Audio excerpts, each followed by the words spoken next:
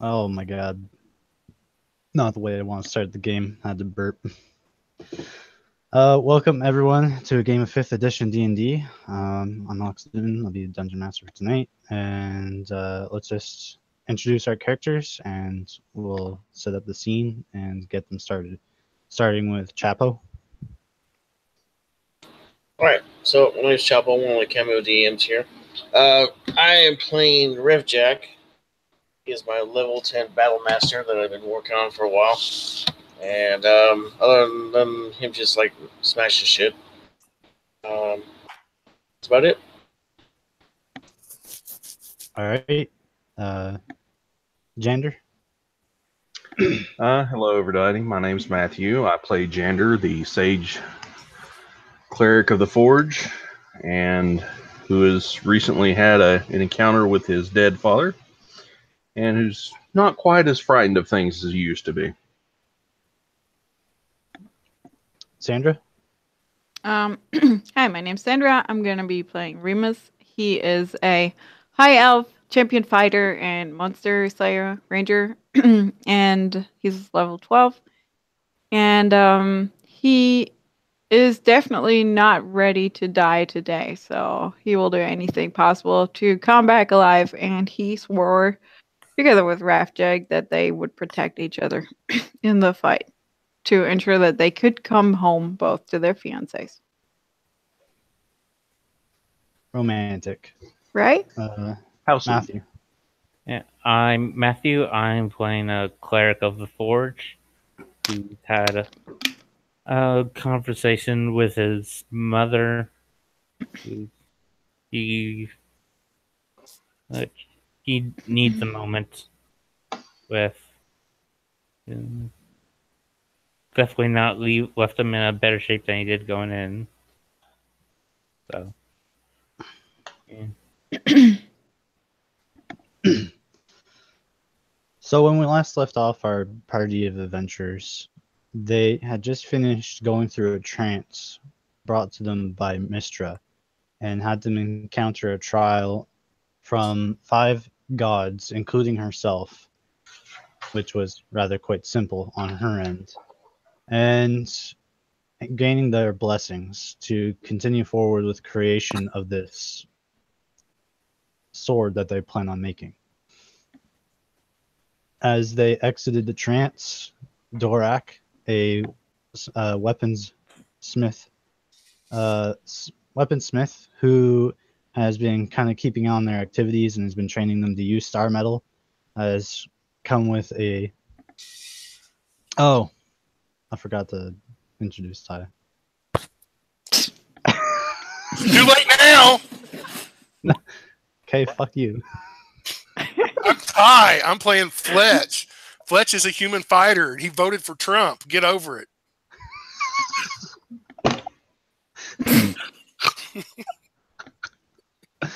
Well, I'm getting demonetized now. That's great.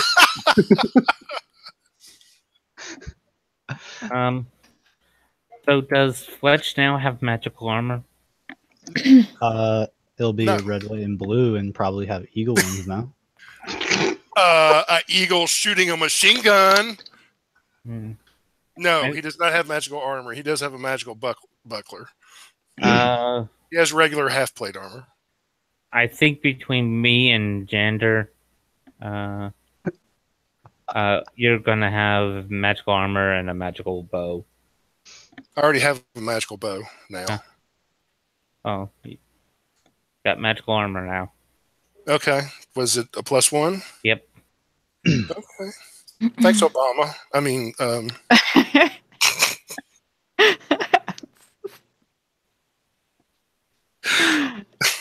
Jesus right, fucking Christ, cut. Memes aside.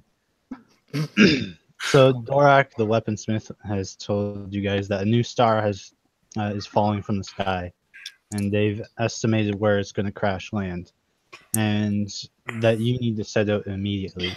He already has most of the base supplies ready to get you guys going, but you need to hurry, as the earlier you get there, the less confrontation that you have to deal with politics to get into get said star medal.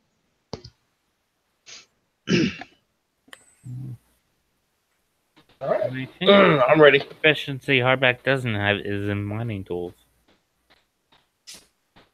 Well, you just need. He has all the. He says, "Don't worry about that. I got my crew ready. We got all our pickaxes and our tools ready to mine the damn stuff. We just need to get to it."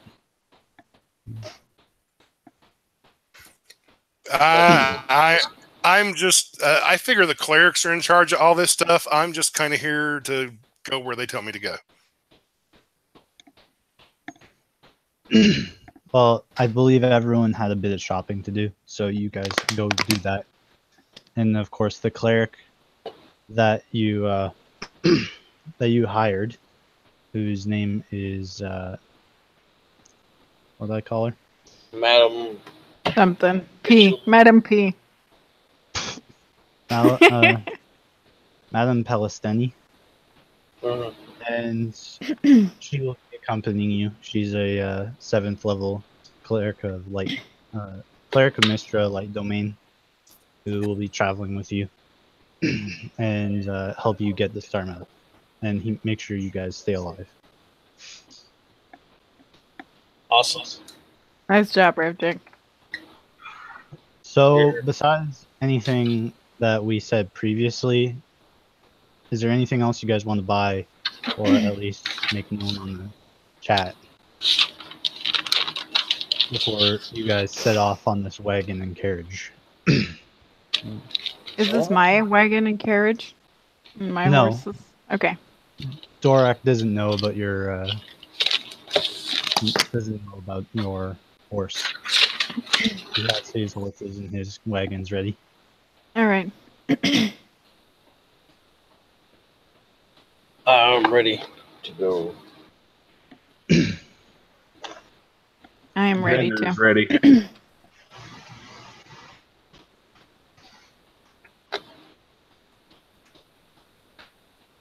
I'm just here to do what the clerics tell me to do. I have to change something real quick.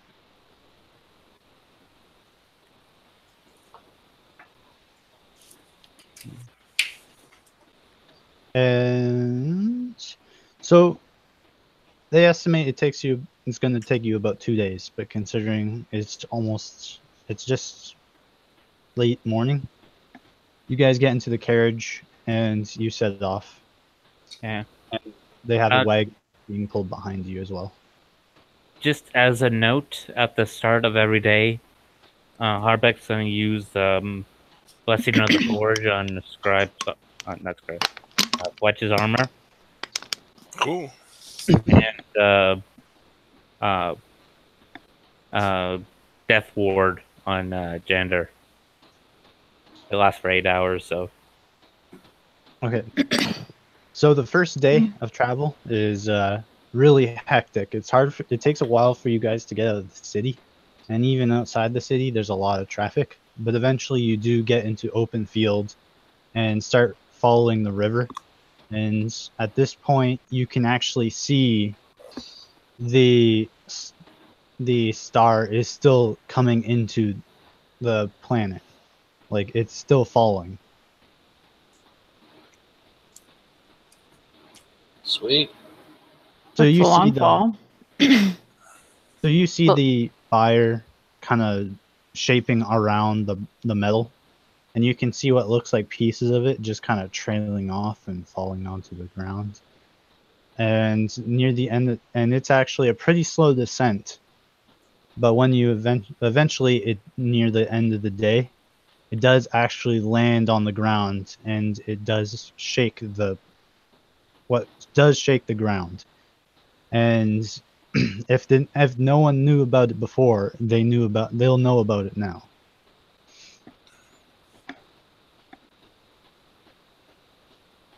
Nighttime comes around, and you guys can choose to continue riding and get there in the afternoon and late morning, or you can rest the night and then get there in tomorrow evening. I think we should just pressure on because this is a matter of time, and we want to arrive like when not everyone is there yet, right? Yeah, I think we should push on. Yeah. And I will make sure to feed Magaga some jerky. He's way ahead of you, man. I have a rules question. Sure. Is bless stackable? No. Okay. I'm gonna ask Xander, are you preparing bless? I am not. Okay.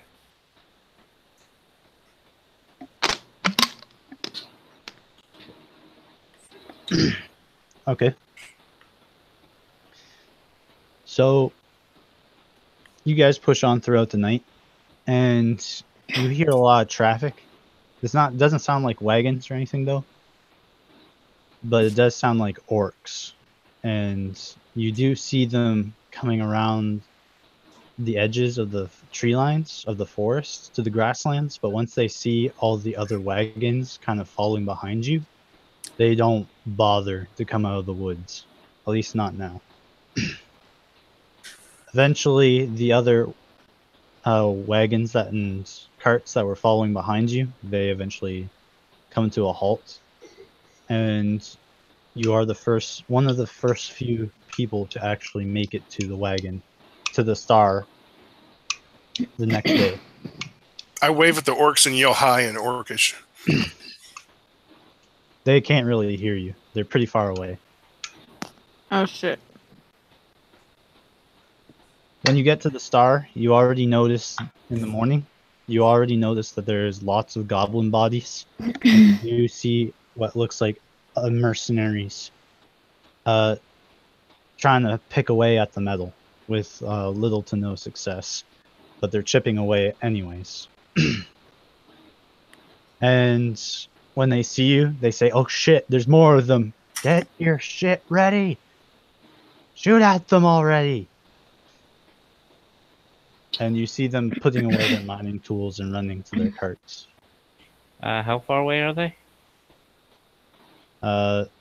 Depends how close you want to get, Are because Dorak is driving. these mercenaries human? Yeah. I'm just going to say, Humanoid. do we really have to fight these guys? Can't we just talk to them?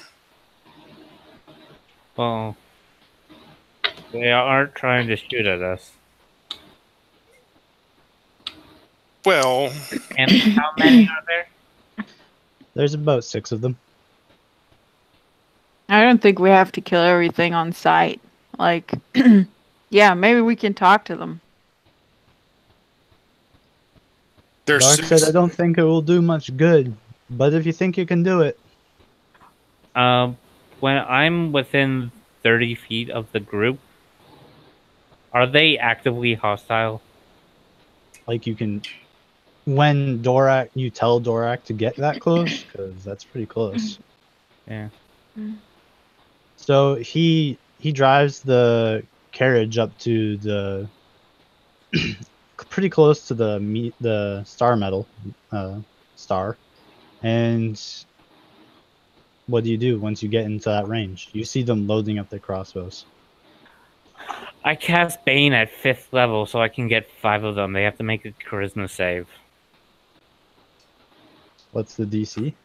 It's 14. It's not very high DC. Okay, well, 2 of them fail, 2 of them make it, and 1 of them makes it. So 3 of them make it, 2 of them fail.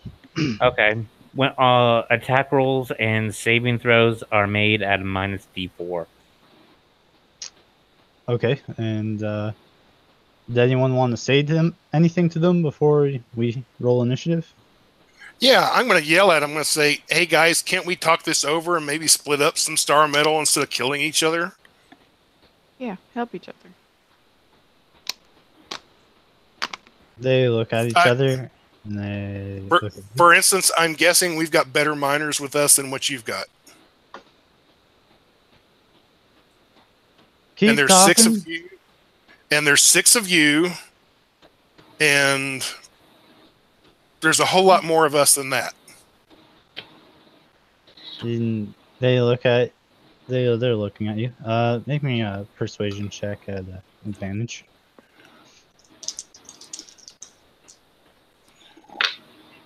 17. Yeah. Okay. He's like, Did I He- bane the leader? yeah, you bane the guy who's doing the shouting. Yeah. He's thinking about it. He pulls back the bolts regardless, and then the one guy says, they got a pretty good gear going on there, boss. Don't think we can take them." And the supposed leader, he looks you guys over and he says, "You're bloody right. Yeah. Change of plans. You need an extra set of arms?" I'll look over at our head miner or whomever is sort of in charge of that part of the expedition, and I'm not gonna whisper, but I'm not gonna say this loudly. I'm gonna say, "Are you okay with this? Working with these guys?" He says they keep to their side and we'll keep to ours. I'm Yeah. sure we can. We've been doing this for a lifetime, so we know exactly where to hit. Okay. I'll. Well, do you want any help from them? I take it no. Well, if they got some good arms, we can point them in the right direction. I'll basically tell the bad guys or almost bad guys what he just told me. You stick to your side, we'll stick to ours, but if you've got some good arms, we'll show you where to work at. Okay. Roll me again the persuasion at advantage. Nat 20. Nice. Nice. The boss, the other guy who seems to be the smarter one of the two says, "No, we don't really know what exactly we're doing. We just know we're making lots of money. This might be a good chance." He's like, "Shut the fuck up." Well, hearing that, Fletch will say, "Yeah, you guys might learn something." He's like, "I'm not a big fan of learning, but I am a big fan of getting rich. And I guess I could afford to do both. Come on, lads, let's get our picks." And they put away their crossbow bolts. I shoot two of them in the face. I'm kidding.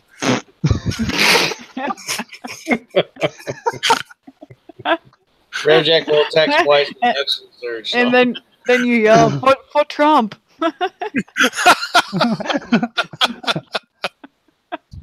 fuck? So Revjack's going to work on making some palisades as quick as he can. Well,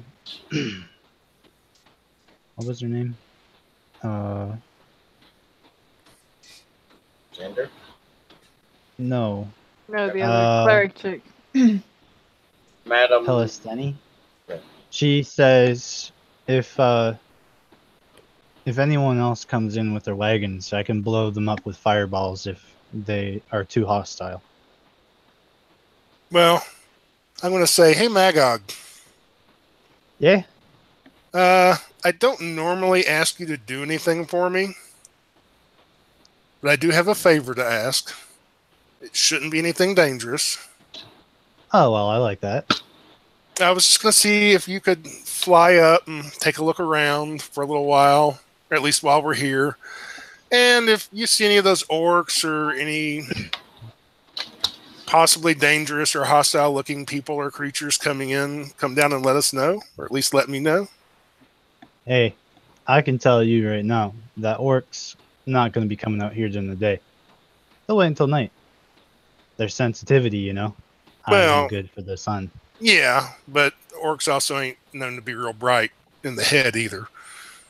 Fair enough. I guess I can float around for a bit. Here's a cheeseburger before you go. You prepackaged hamburgers for them? Well, I picked up some cheeseburger flavored hot pockets. They're just so you you made some like cheese and jerky flavor, like wrapped in bread, and Yeah. he just fucking loves it. He's like, all right, fine. He takes one and flies. He flies away and finds it. He doesn't fly onto the star, even though it's the biggest rock around, but he finds another rock and just lays on it and starts chewing around the edges of the bread, and he's looking around, seeing what he can find.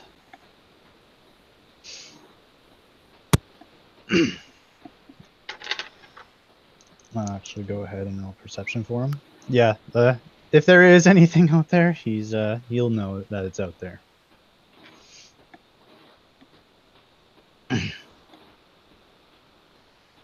So you're picking away, and people do show up, and people are picking away, and people are showing up, but the more that people that show up, the more they kind of keep their distance, because after being threatened with a fireball, they kind of just step away and ride off and just kind of form a circle. And eventually, about an hour goes by, and Dorak says, "Well, we got enough for your sword, but staying here any longer, we might provoke a fight soon."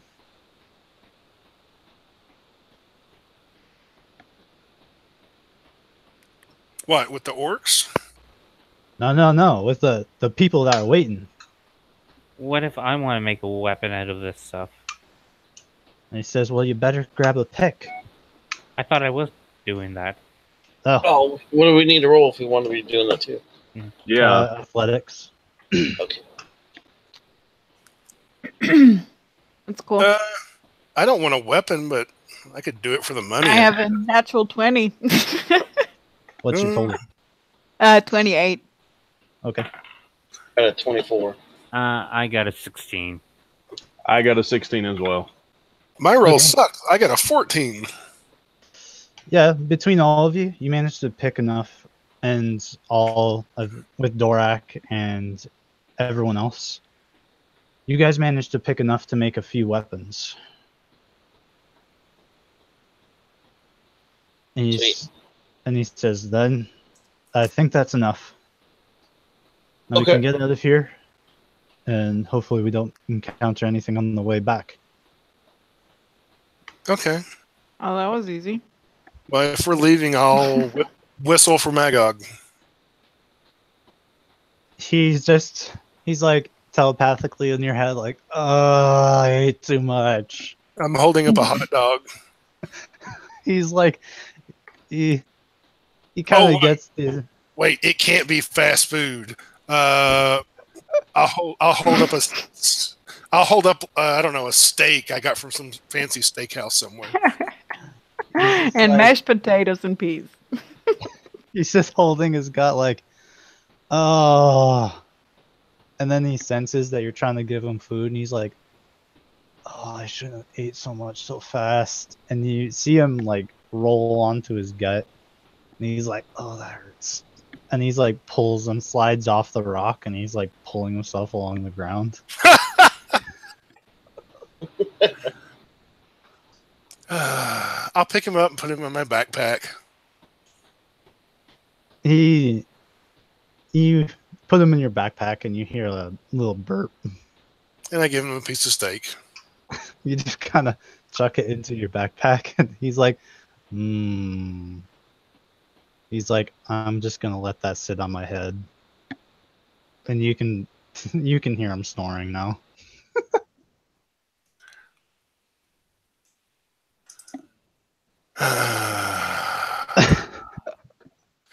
Okay. I guess we're heading back.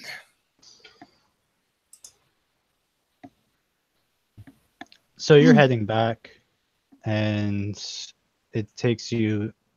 You have about 8 hours in the day left, and when you arrive, when the 8 hours passes and it's nighttime, you guys are probably about 3 hours away from the city. And we're running on fumes at this point? Well, you guys haven't slept yet, so you guys are all suffering from a level of exhaustion at this point. Mm.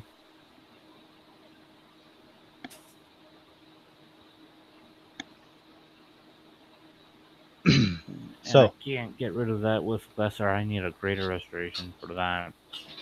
Or you just sleep.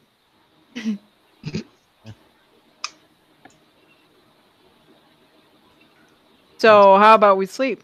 Set up watches, we sleep, and then next morning we do the other 3 hours. Sounds good to me. Yeah, we can try it. So we'll let the humans take the first watches, and then the rest of us do the other part. Yep, I'll trance in the beginning. Well, we can all see in the dark now. But Yeah. I'm fine with that. Yeah, works for me. I'll take third shift. I'll take second. I'll take last.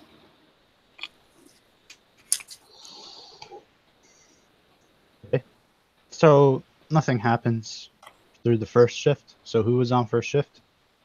That was Fletch. Yeah. So you and Magog are sitting around, not really particularly doing anything. He's looking around, and he doesn't sense anything or see anything. So he lets you know, keeps you updated. He's like, "Oh, a bird." No, that was just it. It was just a bird. Okay. By the way, I'll ask him, are you a boy or a girl? He's like, "Oh my god! Well, I It can't never tell. occurred to me to tell you." What? I'm a Don't dude. do it. You're what? I'm a male. Oh, okay. That's cool. No, a lot of people compare us to cats, but I haven't started peeing on your stuff yet, so. No, don't pee on my stuff and don't hump my leg. But wouldn't that be fun? A good way to embarrass you?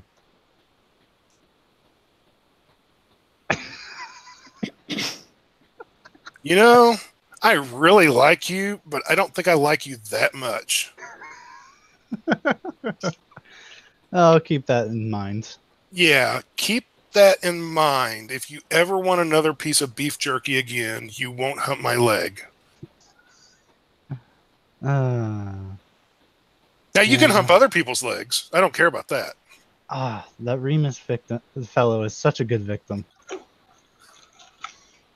Don't do He it. over exaggerates so quickly. Don't do it.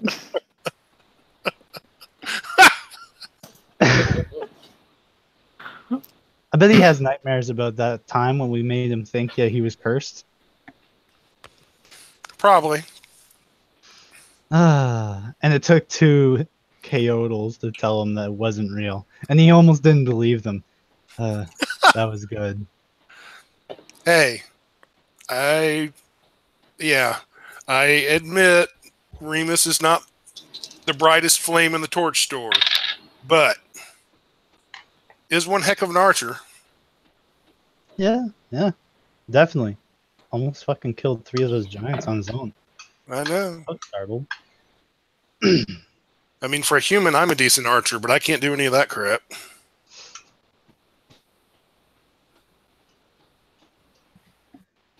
So the night goes on, and you two continue discussing small things. And second shift comes around. Who's part of the second shift? Jander. Okay.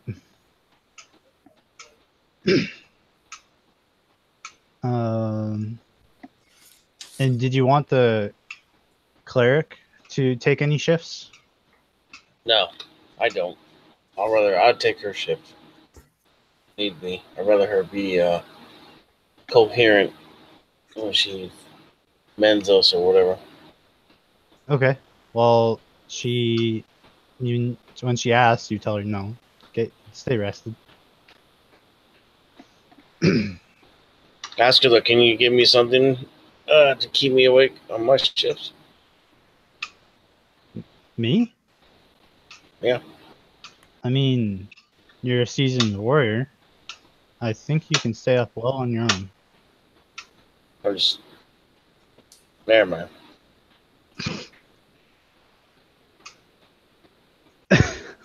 Okay. She says, I can accompany you if that would make it easier. Now I'm good. Okay, well, you have a good night then. Yep. I was thinking like a cup of coffee or something. I didn't want her to hold my hand or some shit.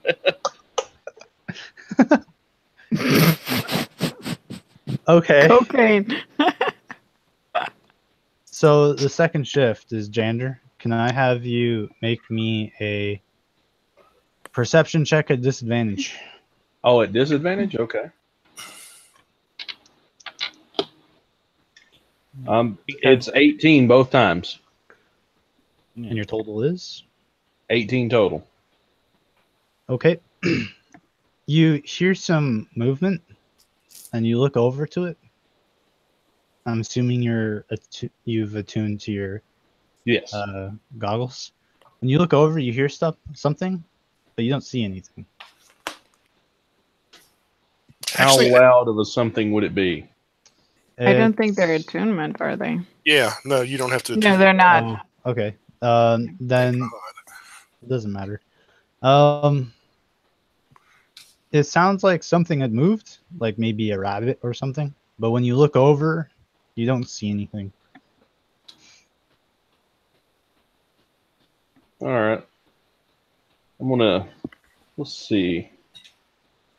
Yeah, I'm not going to investigate. I'm just going to keep watch. Okay. Roll them again. Ooh, that's not good. Oh, that's even worse. Let's see, perception. That's going to be a 7. Okay.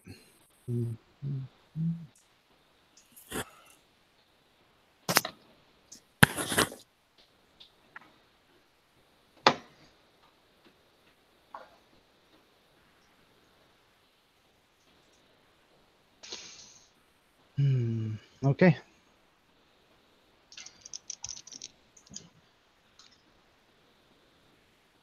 And all the star metal is gone. No, you won't be that lucky. Oh, God. I think everyone's carrying their own little bed, so they would have to take it from everyone.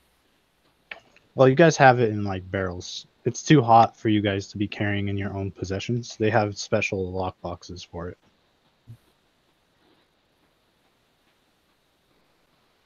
And when I say special, I do mean special. Like, it takes a special key that one of them is carrying.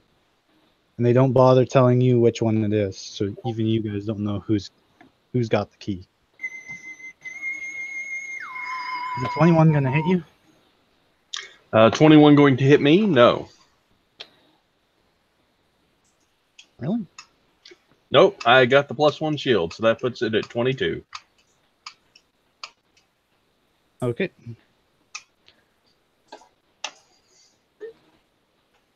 So something stabs at your shield. I scream like a little girl.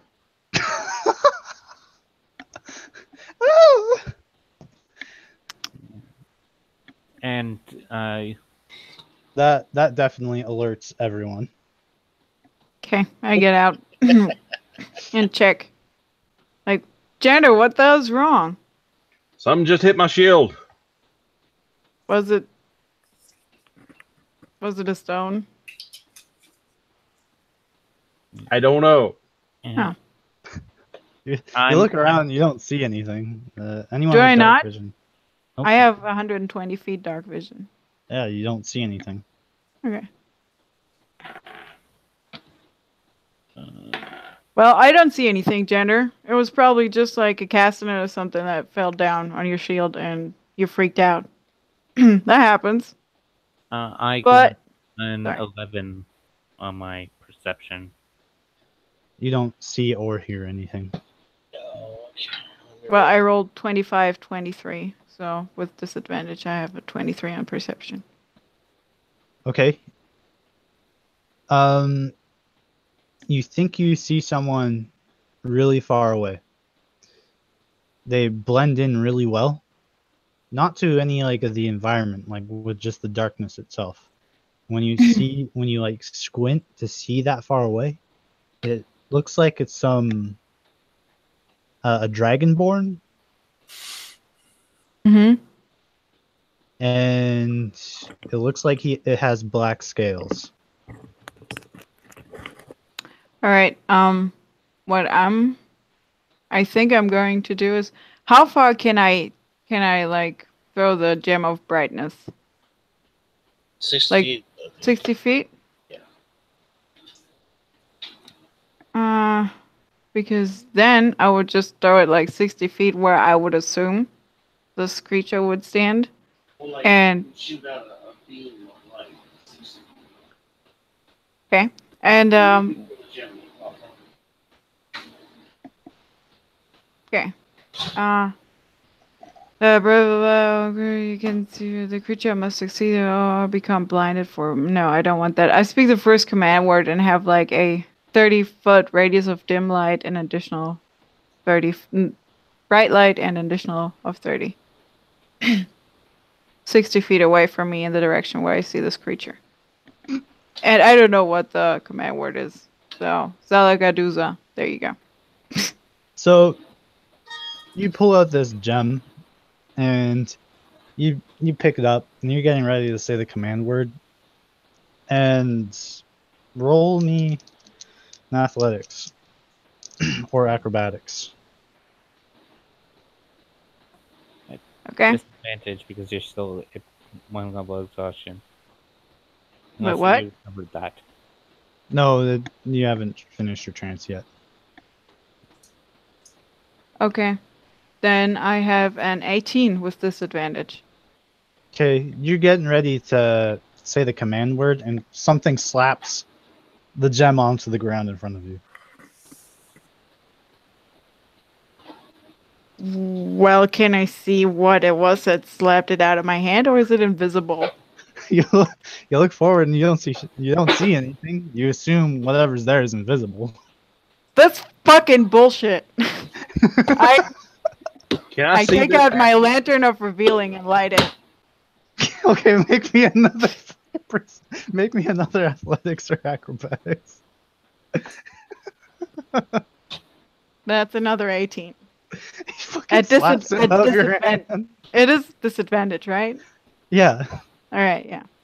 Sacred flame on the second time the item falls. Yeah, I don't know. There's something slapping shit out of my hands. I can't do anything here. There's this dragon person right there that I can kind of see. Sacred flame. I think you have to see what you have to see the creature. Something is definitely invisible here. And fucking shit. I am gonna come up with a solution to this. I cast light on my shield. Okay, It's invisible. You cast light on your shield, and you see a Dugar standing in front of Remus, knocking shit out of his hand. I jump what? backwards and cast Toll the Dead. A what? Okay, everyone roll initiative. What is this? What is the Um, fuckery? You know dark elves? They're dark dwarves. Oh. Fuck this dude. So that I guess it's a good thing that was an initiative. I rolled a natural 1. Also, why wouldn't I have finished trancing? There were like 2 shifts before me. That would Xander cover was the 4 second hours. shift. Oh, never mind then. Sorry.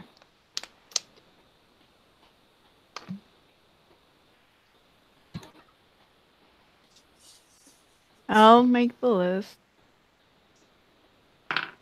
Oh man. Technically, you roll disadvantage on initiative. It's a skill check. So, we're doing this? If Alex says Oh, that's fine. however he wants to make it. Roll initiative normal. Okay. Well, didn't really affect me. I couldn't go lower than I actually was. I actually rolled higher on my other ones.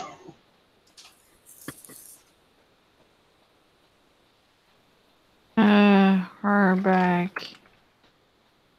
Archem. I did it again.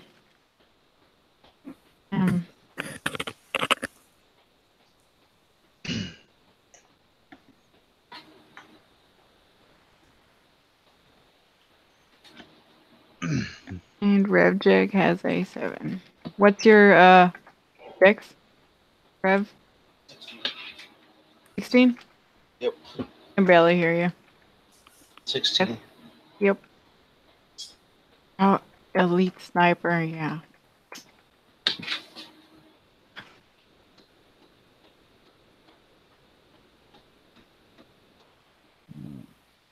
This is gonna be bad. I'm going into combat without heavy armor.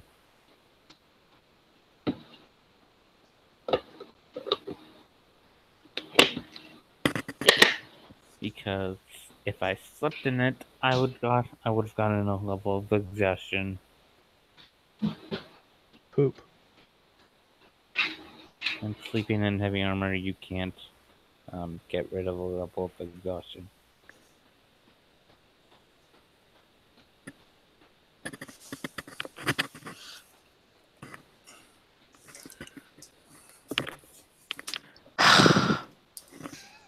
Sorry. I had to read their stats.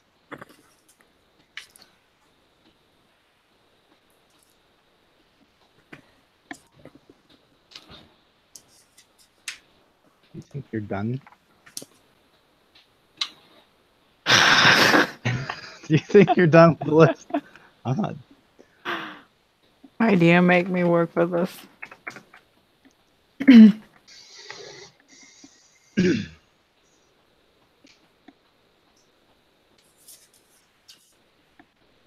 You have one more? Nope, that's good. That's it. The last of it. So, Remus, your gem of brightness and your lantern of revealing are just knocked on the ground in front of you, and after he uses light, there is a dark dwarf standing in front of you, and he is carrying a knife, but he finds it more enjoyable to slap the shit out of your hands. Dude, what the hell are you doing? This is what he's saying. Looks at everyone. He's like, looks at the light. He's like, shit. Yeah, I can see you now. I thought you were invisible. Well, you're right. I was invisible. Well, what are you doing here?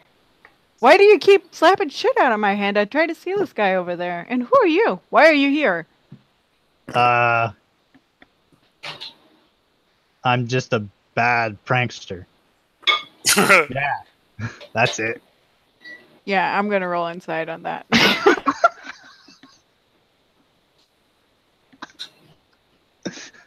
And I've got an 8. So, yeah, that's not a good joke.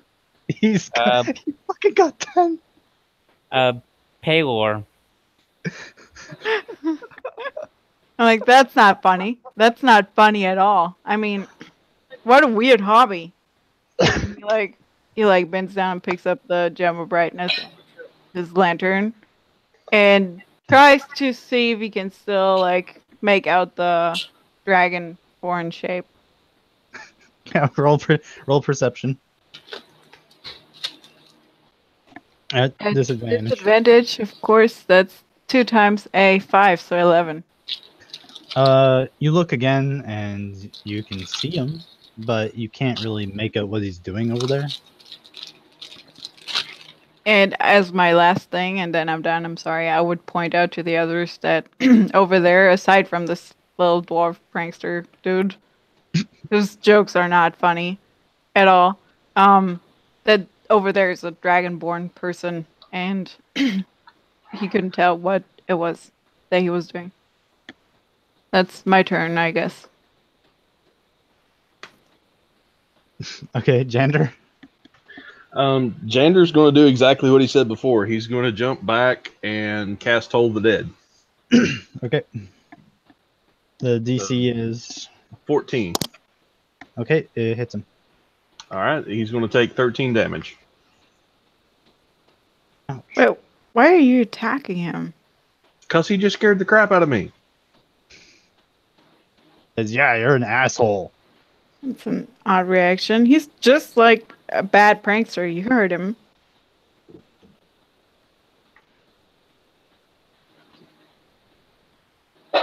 That's my turn. Like some creepy midnight joker. All right. The Dugar says, well, I'm sorry for knocking your shit out of your hands, but you're about to have a really bad night. Why's that? Don't ask questions you don't want answers to. I do want answers. Okay. Well, I'll tell you in a second. Okay.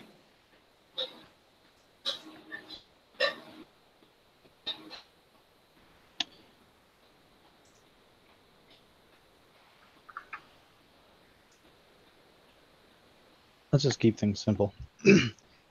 So heading towards you see the Dragonborn in the background, and you see him moving his hands, and you just see this little ball of green light heading towards all of you.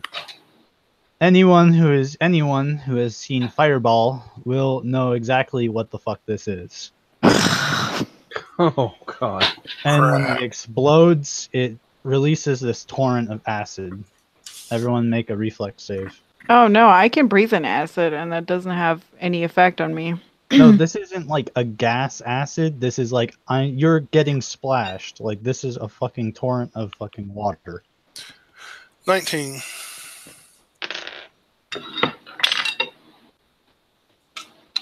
Oh yeah. What do I add to this? Dexterity. Dexterity? Yeah. All right. Well, that's 13. 25. Are you saying he shot an actual fireball or just a thing of acid that looks like a fireball? It's a fireball that is using acid.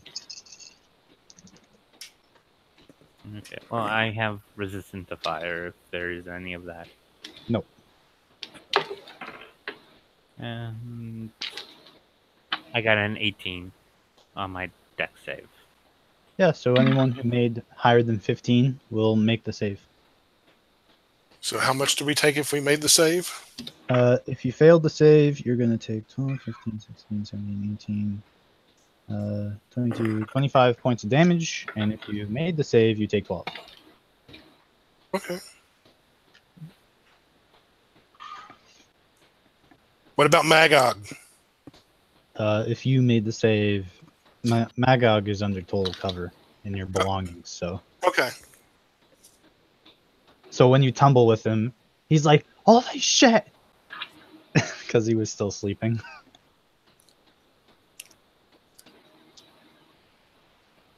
Well, now I know what you mean. And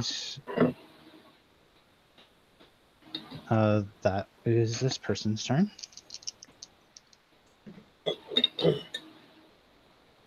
Jesus Christ, that's one brutal fucking way to start a combat. And Jander, because I cast Death Ward at the beginning of the day, just in case we got ambushed during the day. Yeah, you don't have Death Ward. Yeah, I know. So, Remus, you're standing there, this torrent of acid just splashes over you, and then suddenly through the acid, you just get shot right in the head. And you take 18 points of damage from a critical hit. And I need you to make a con save. Shot with what? A bolt.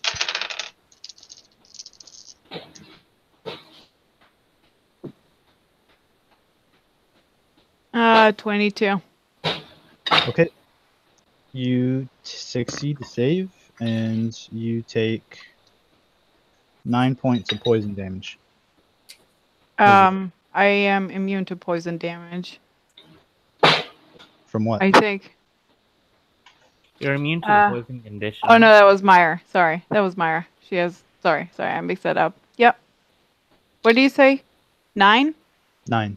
9. All right. Sorry. Alrighty. And she's gonna shoot again.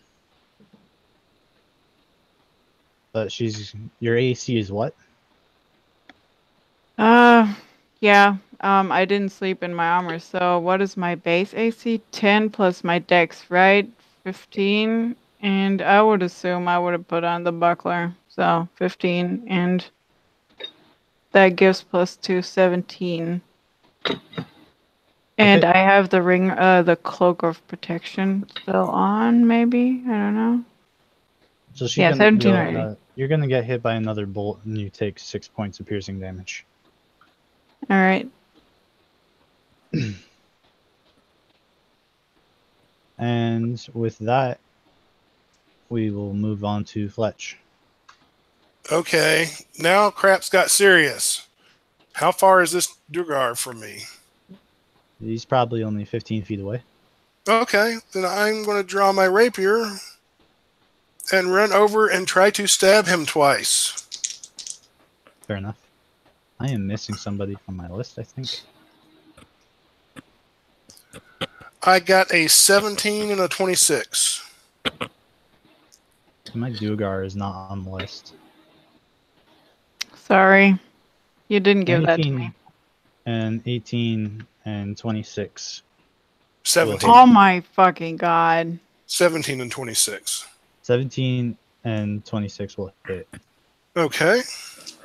Does he go before or after Fletch? Because they have the same. After. Okay. He takes 19 points of piercing damage. And since I only moved 15 feet, I've still got 25 feet of movement left. And I can't hide because I've used my action, but I'll at least try to move into some trees to give myself some more cover. Are you within 30 feet of the group? Probably. Okay.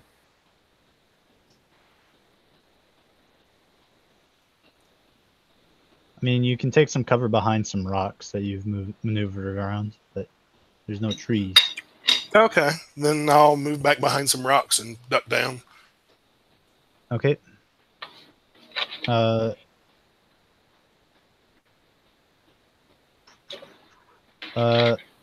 Dugar, he looks at all of you and he says, "Yeah, have fun with the others." And he drinks a potion and he turns invisible.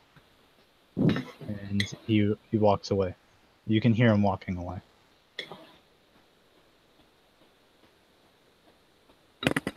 That's his turn.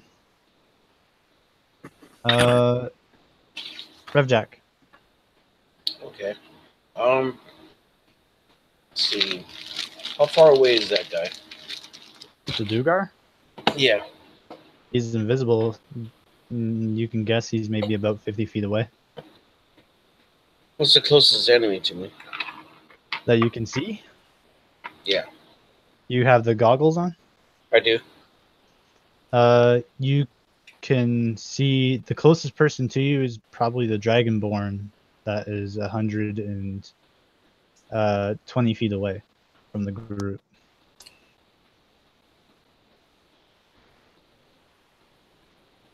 Wow, so there's nobody near. They're all shooting shit from range. Well, the only one who's kind of revealed themselves is the Durgar? well, the Dugar went invisible, but the only person that's visible to anyone is the Dragonborn.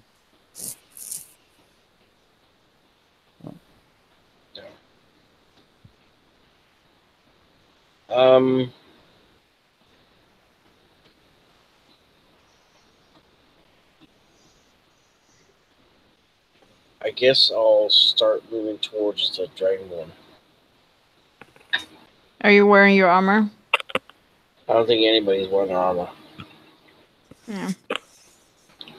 I would be wearing. How long would it take to don my armor? 10 minutes. Yeah, heavy armor's 10 minutes.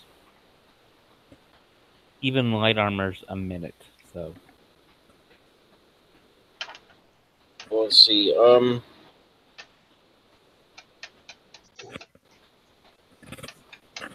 I forgot the cleric. We need the cleric in here too. Roll initiative. Yeah, she's gonna go last.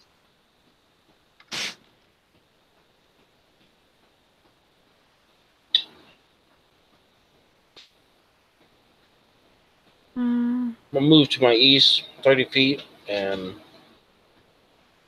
shoot the dragonborn with the arrow. Okay, make your attack roll.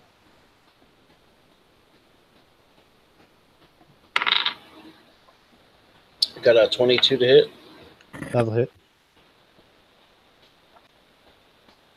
It's 9 points of damage. Okay. Shoot another arrow. This one is a dirty 20. That'll also hit. And this one's 8 points of damage.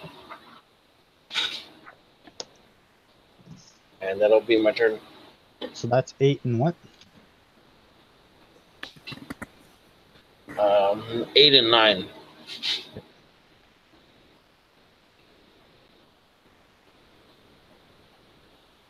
And Harbeck? so the one in between's not attacking. That's because he's not here yet, probably. Oh, I'm I'm gonna missing a question mark. cast. I'm casting Bless at 3rd level. Everyone gets blessed since there's 5 of us. Okay. Nice. And then again, I'm missing a question mark from your list. Another person? Okay.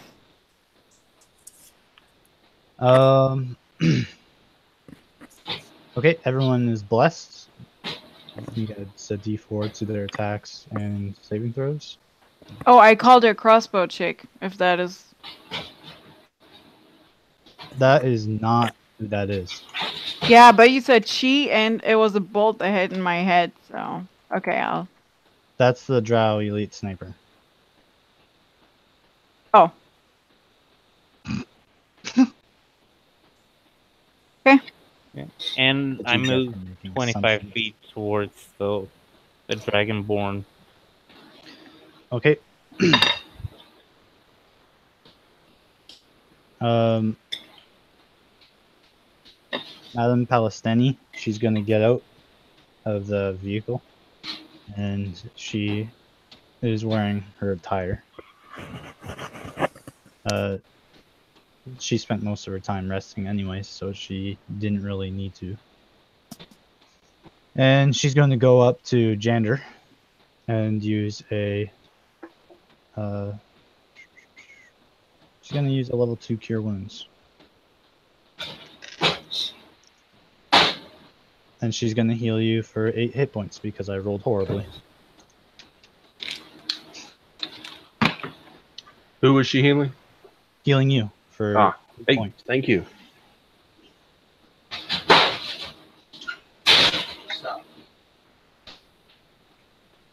And top of the round, Remus.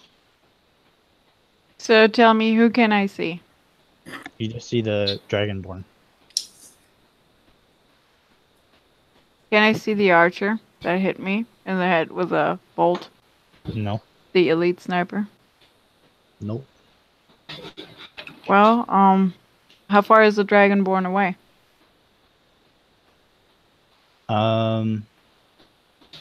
He's 120 feet from you. Okay. Then, I will shoot him with my arrow volley attack. And use 10 arrows. Okay. That is 26, so 13 is the dex save. Wow, he's not gonna make it. That is 8 plus 8.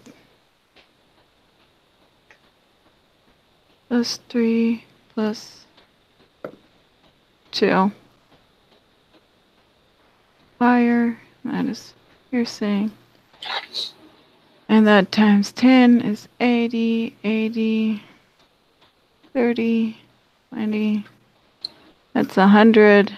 That's 110. That's 210. Half of it is 105. He takes 105 damage. That's half? Yeah, that is half. Alright, that's one dead dragonborn.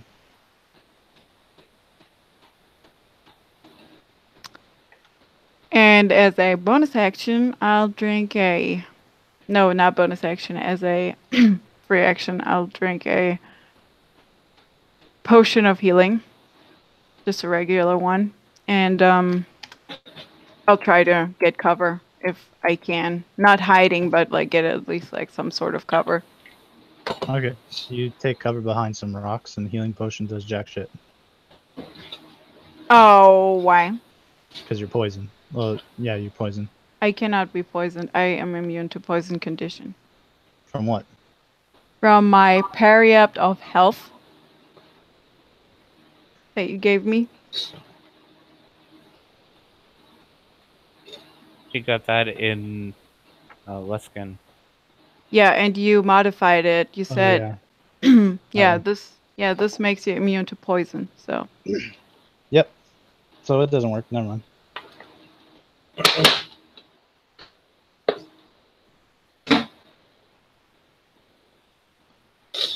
Is that your turn? Yeah, that's my turn. Okay. Jander? All right. Well, who can I see as far as enemies go?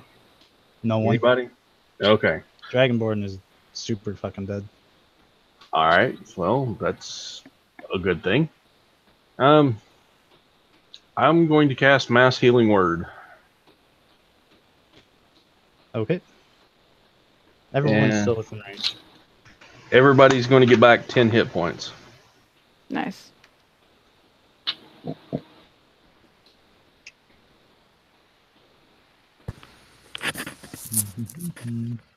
And that's, I'm going to step behind some cover if I can find some.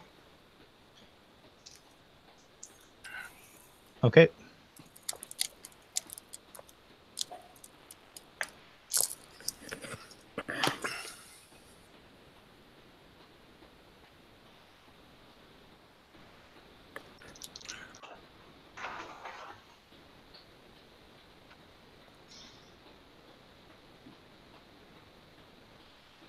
Got 6 people. 2, 4, 5, 6. Jesus Christ. Okay, that's bad news for her. So, Madame Palestini is going to take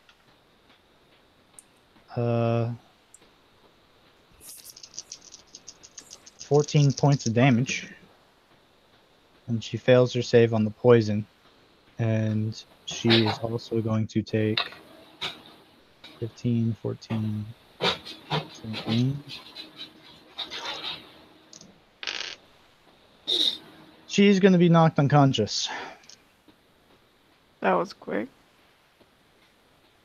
So she takes an arrow to the neck, and you see blood come out just a little bit, but it's quickly overwhelmed by this sudden surge of poison, and her skin goes dark, and she just collapses on the ground.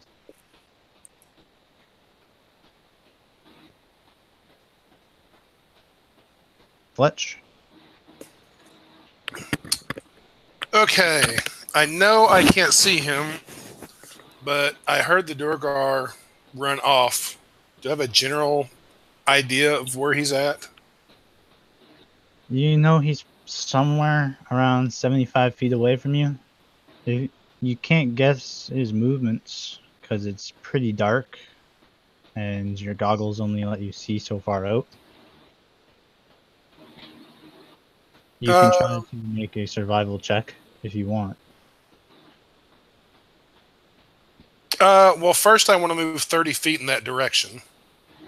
Okay. So Just make me a perception check then, right now. No action required. okay. I got a 16. You can't tell where he is. It doesn't look like there isn't any grass prints. Well, of his feet. I'm not trying to get exact. Like, I don't want to know like he's right there. I'm trying to sort of guess a 10-foot area that he's from. Yeah, you can't see any of the prints that he left behind, so you don't have an idea where he is.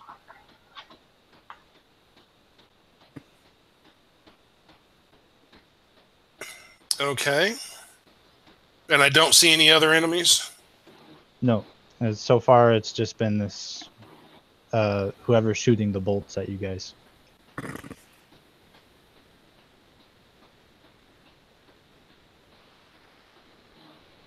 Fuck it.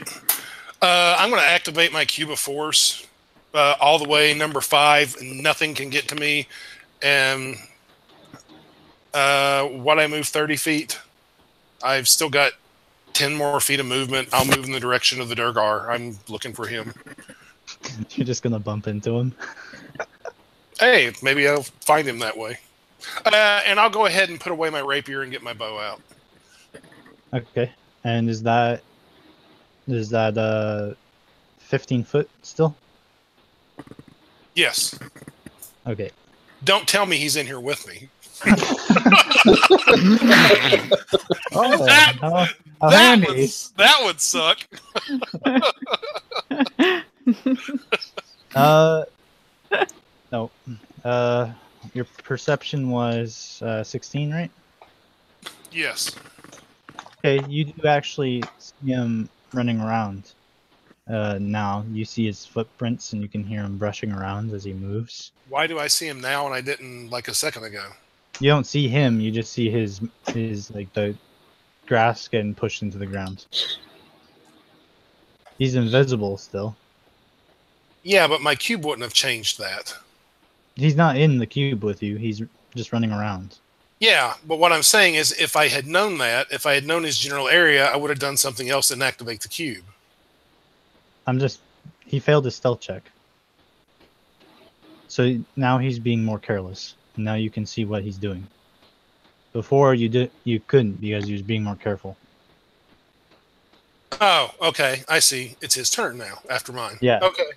All right. So you see him moving around, and it looks like he moves pretty far away, about 75 feet. He's still 75 feet from me? Well, he just moved that far away, so he's about 100 now. And it looks like he lays in the grass. Okay, I'm not going to look directly at him or act like I've seen him. Okay. Revjack? All right. Do I see? What's his name doing this? Fletch. Yeah, you see Fletch. All right. Do I notice what he's trying to track, or Roll me an insight. that'll be an 18? Okay. You look over. You see what he's doing and what he's pretending not to do, and you look over, and you see just this flat imprint of something laying in the grass. How far is There's that? nothing there, but it looks like there's something should be there. It's not that far away from you. It's just maybe about 25 feet. Looks like it's just trying to get in your way or put something down. Okay. Well, I'll move over to it, and I'm going to smash that area. Okay, make your attack roll. Okay. At a disadvantage because you can't exactly see him. Okay. Do we still have bless? So I was 100 feet. I was 100 feet from the assassin, but Rebjack was right there. Because Revjack was moving Revjack was moving to the Dragonborn, and the Dugar was Oh. running back towards his The teammates. same way. Okay. Didn't realize he was going back the same way. All right. Do we still have Bless? Yep. Yes. Yeah. We get a D4? Yeah. So that's another 3. So that comes out to 18. That'll hit. Oh, sucks to be this dude. Yeah. That's gonna hurt. Yeah, just a regular attack. Let's see.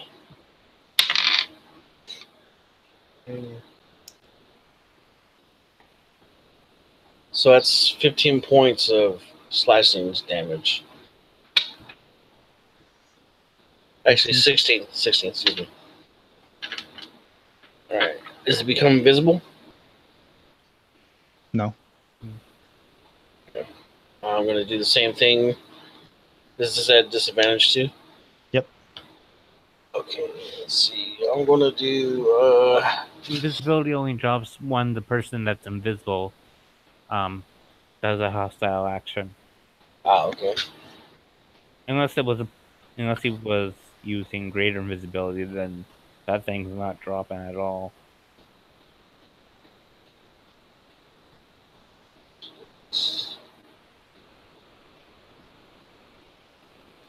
I'm going to add a superiority die. Do precision attack. Gives me a D10 hit. Okay, that's what it does.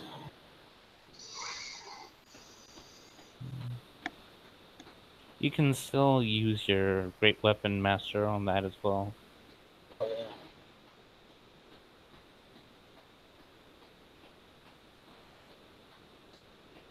Because it's a free action to use. Okay. Yeah, so I'll take the -5. So. And you have a D4 for Bliss. Okay. 9. 6 is 15. So 19. That'll hit. This is really gonna hurt. It's 8. 6 is 14. It's another 6 is 20. And then another 10. So that's 30 points of slashing damage. Okay. And I'm gonna action surge. And I'll attack him again.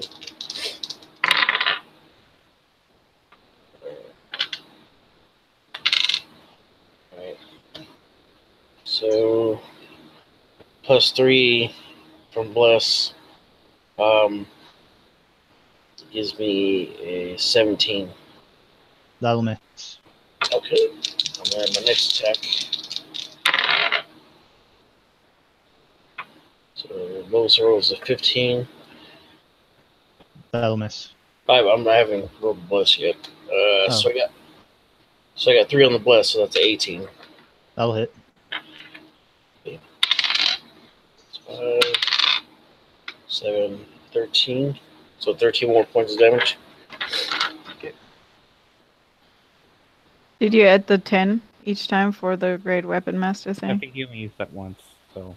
Oh, No, okay. I didn't use that because that takes a -5 off the attack. Yeah. Yeah, so that's I don't think I can do anything else. So I'm done. Okay. Harbeck. I'm going to yell at the priestess. She's Get up, KO. woman. Oh. Pagor, she's back to 1. What's the wording on that? It just brings them back to 1? Yep. Okay. If they're at 0 and not dead, it brings them back to 1 health. Okay, she wakes up. She is not looking good. But she's standing. Or at least awake. And I dash 50 feet. In any particular direction or just back in the direction of the Dragonborn. The Dragonborn's dead. Yes, but I'm assuming there's people behind him.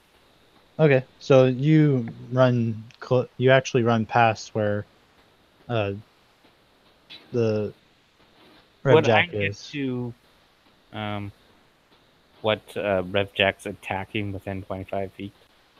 Yeah. Okay. I'm going to try and take a swing at that. Well, how are you dashing if you already took action by casting a spell? Oh yeah. No, that was a bonus action. What? The Blessing of Palor is a bonus action. Oh yeah. Oh, okay. I was going to say death because Death Ward isn't. Oh. I have a mechanics question. Sure. Would the dwarf not be considered prone, and would not melee attacks have advantage on him, and therefore cancel the disadvantage from the invisibility? I just said he looked like he was going prone. Oh, I did not hear that. I'm sorry. He's doing something else. Well, I don't want to know any more about this douche. So, if I can get to the target that's if it's within 25 feet, I'm going to attack. Okay. So, on disadvantage, I got a 24. That hits.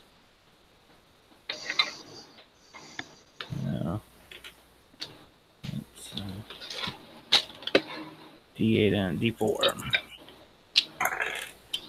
So that is 7 points of bludgeoning damage and 1 point of thunder damage. Okay. Yeah, that's my turn.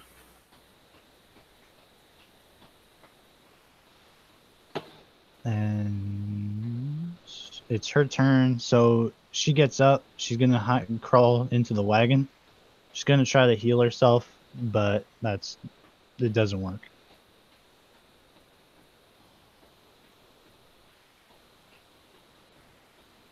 And top of the round, as she crawls in and starts healing herself, everyone hears a dragon roar, and you don't hear where it's coming from, but Fletch, you would recognize that roar as one from a shadow dragon. Oh, crap.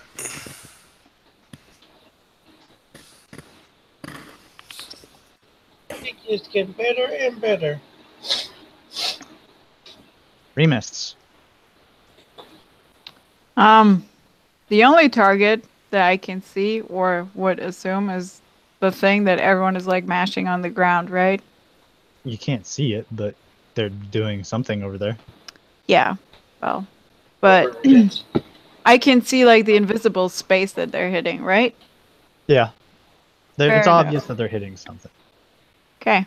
Well, since this is my only target, I'm gonna shoot at this guy. Okay. And that's going to be a 23, or that is a disadvantage roll. 23 or 23. I rolled way higher, so 23 is at disadvantage. Okay.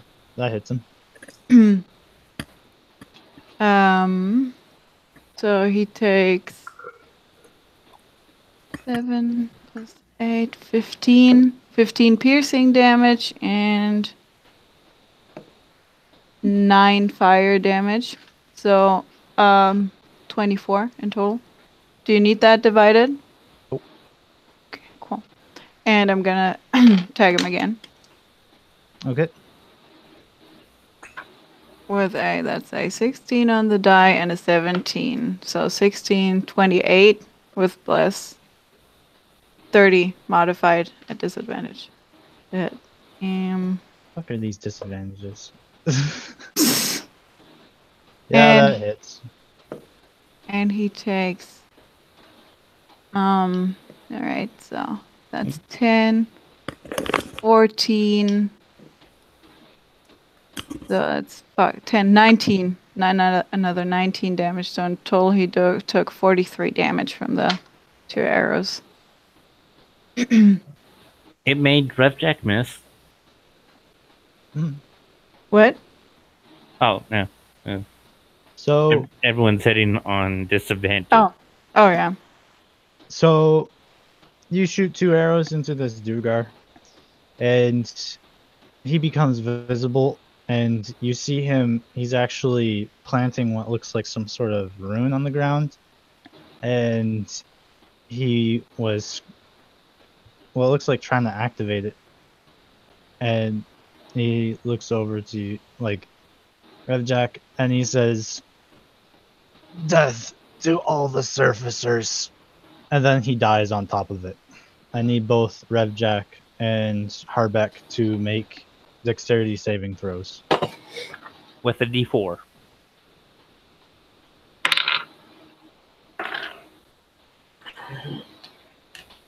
So 25 for me. I got a 25 as well. What? So you both make the save.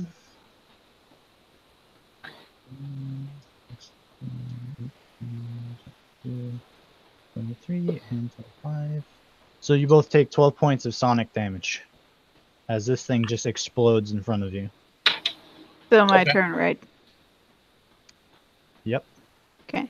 Well, I'm going to drink another health potion, and I am going over to Madame, whatever her name is, Madame Palestini, and I would try to drag her into cover, if that is She's already in possible. the wagon. Oh, she's in the wagon. Why do I not hear things? Yeah, we're not out of combat. Yeah, I know, but still, she's like poisoned, and she will probably not come back if she gets hit again. So. I'm pretty sure Jander's close enough to cast the Lesser Restoration. Well, I don't think. Do we know that she's? Never mind. That's not part of my turn. I'm gonna go and go behind cover again, based on where I thought that the bolts were coming from. Okay. My turn. Jander. All right. Seeing that the Madame Palestini is down, I'm going to assume it's poison and cast Lesser Restoration on her. Do you get into the wagon with her? I would like to go up onto the steps and lean in and touch her.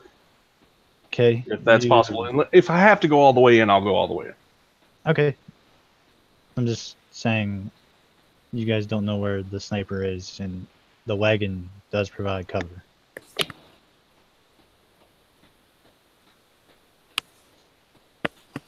But you do just lean in, and you do just touch her foot, and you see the black swelling that was all over. It goes away. Okay. Not all the swelling's gone, but it seems the poison's been neutralized. Bonus action, healing word. Okay. You yeah. can't healing word. That's 2 numbered spells in the same. Oh, that's correct. Sorry about that. No worries.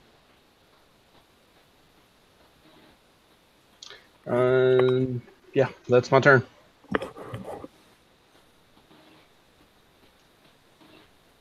So the dragon, the ancient shadow dragon, is now coming into view. Even with its perpetual darkness, its sheer size gives it away. And you can see its form coming towards you guys.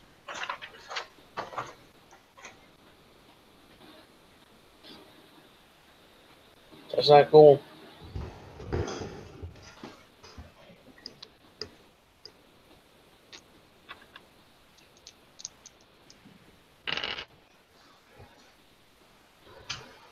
All right.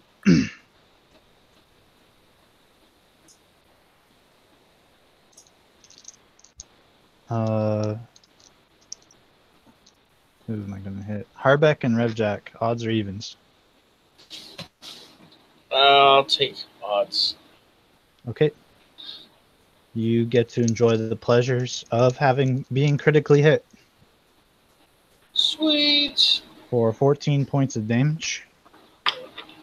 Or sorry, 15. And I need you to make a Constitution saving throw. All right. What did they get hit with? A bolt. Okay. All right. So it's already a 23, but 27 with less. Okay.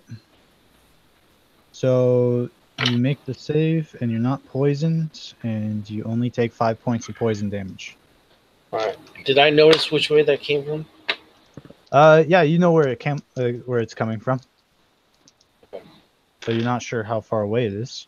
That's fine. And wow, she is rolling hella good. Harbeck, you also take a critical hit. Oh shit. You take 9 points of piercing damage from another bolt, and I need you to make a Constitution save at advantage because you're a dwarf.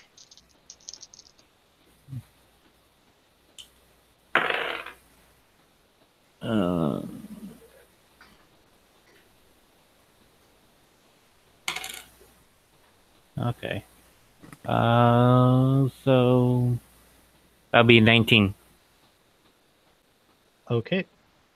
You take 6 damage from the poison. Is that halved? Yeah, that's half to twice over because Okay. you have resistance and you made the save. So that was 6. Yeah. And Fletch. So I can't see the archer, but do I know what direction their shots are coming from? Yeah. Okay. Well, they can't see the barrier around me, so I would be a logical target, especially if I'm attacking them. So I'm going to dash in the direction from which I saw the arrows coming.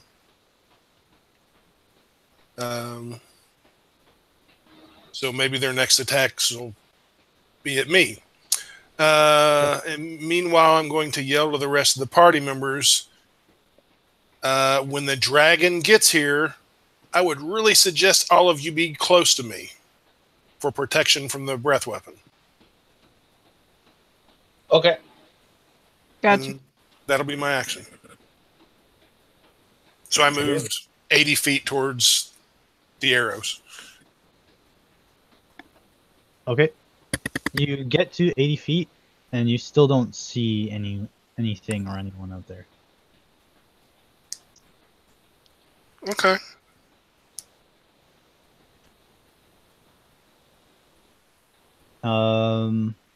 Rev Jack. So, would I notice that he has a cube of force on him? You notice that I don't think he'd be carrying it because he had the bow out, but No, What do you I think? usually keep it in a pocket, Well, I Okay, know what I so- mean. Like, it's activated around him, right? but it's invisible. It's it's I know, invisible but it- and it doesn't affect anything around it, Oh, okay. as far as I understand. So, I wouldn't have any way of knowing that. or is it? Does it block? Is it blocking everything right now, or? So, It blocks everything, but like floors and walls and things like that, I can allow myself Okay. to go through. Which Okay. So, I'm kind of guessing that would include trees, but I don't know.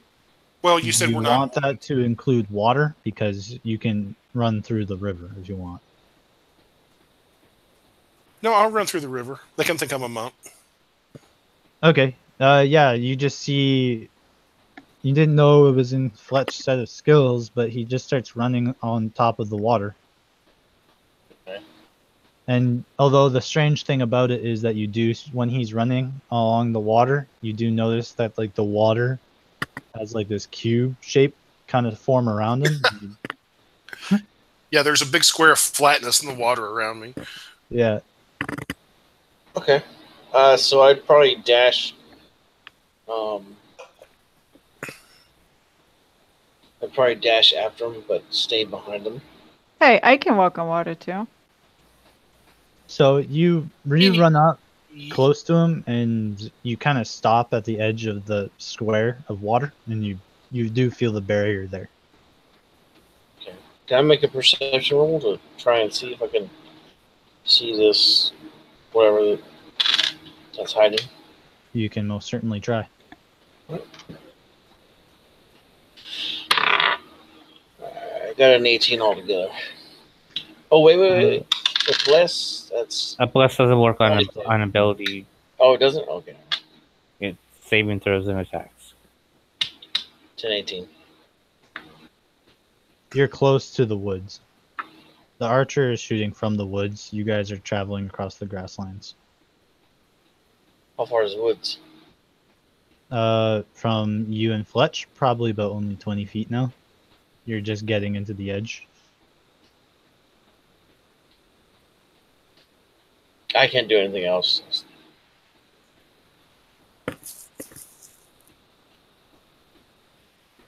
And Harbeck. I am going to dash 50 feet and drink a potion. Where are you dashing to? To Fletch. She said get close to him, and he ran past me. Okay, so you're about 10 feet behind Revjack. Not quite. You realize that there's possibly a barrier around him, but you haven't felt it yet. You do see Revjack kind of giving it a few touches. So I see him run up. I'm like, there's a wall here. And I'll like put my hand out so you can see where it's at.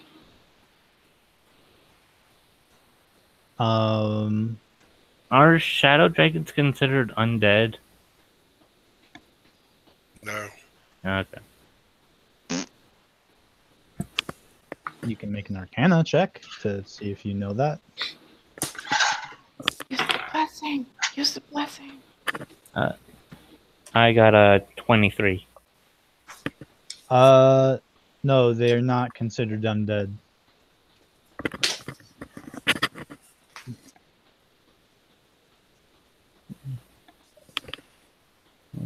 There goes half my You stuff believe out the window. their origin hails from the Shadowfell, and that they are once converted dragons of various forms and types. So without actually seeing the shadow dragon that's coming towards you, you won't know what abilities it directly has.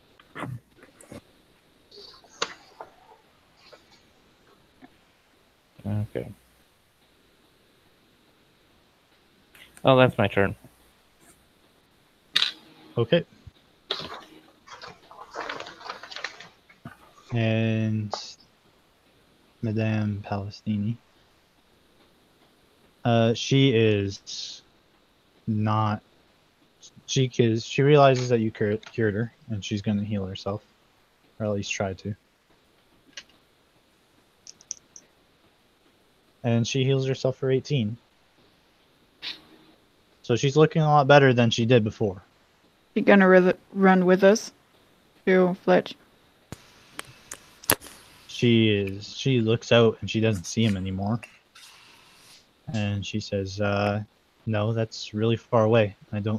Personally, I'm not willing to run towards a sniper and a dragon. Well, nobody ever said we were smart. She does get out, though, because she's not convinced that staying in the wagon's a good idea either, and she does hide behind some rocks. But besides that, she doesn't do anything else.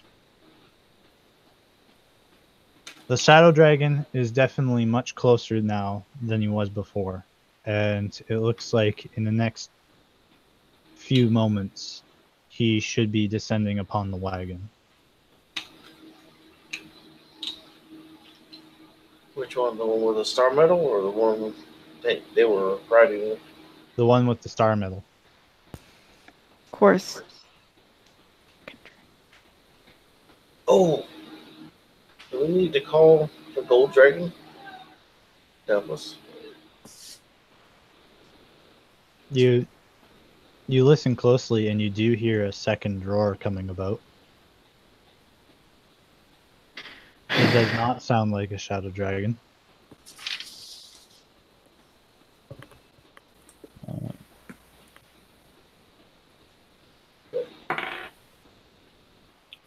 That I got a 27 on Arcana. You can tell it's from a dragon. Probably a gold one, if you were to have to guess.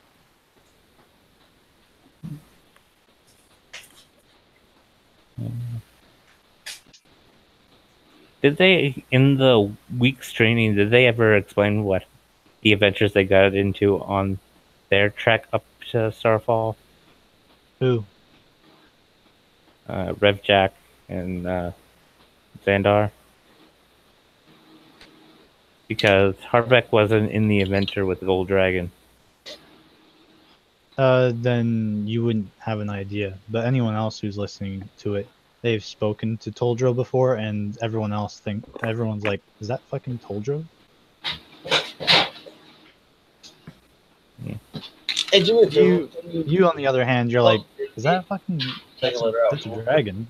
Yeah, I tell Revjack and Fletch, be careful, there's another dragon coming. Can I roll a perception in here? Yeah.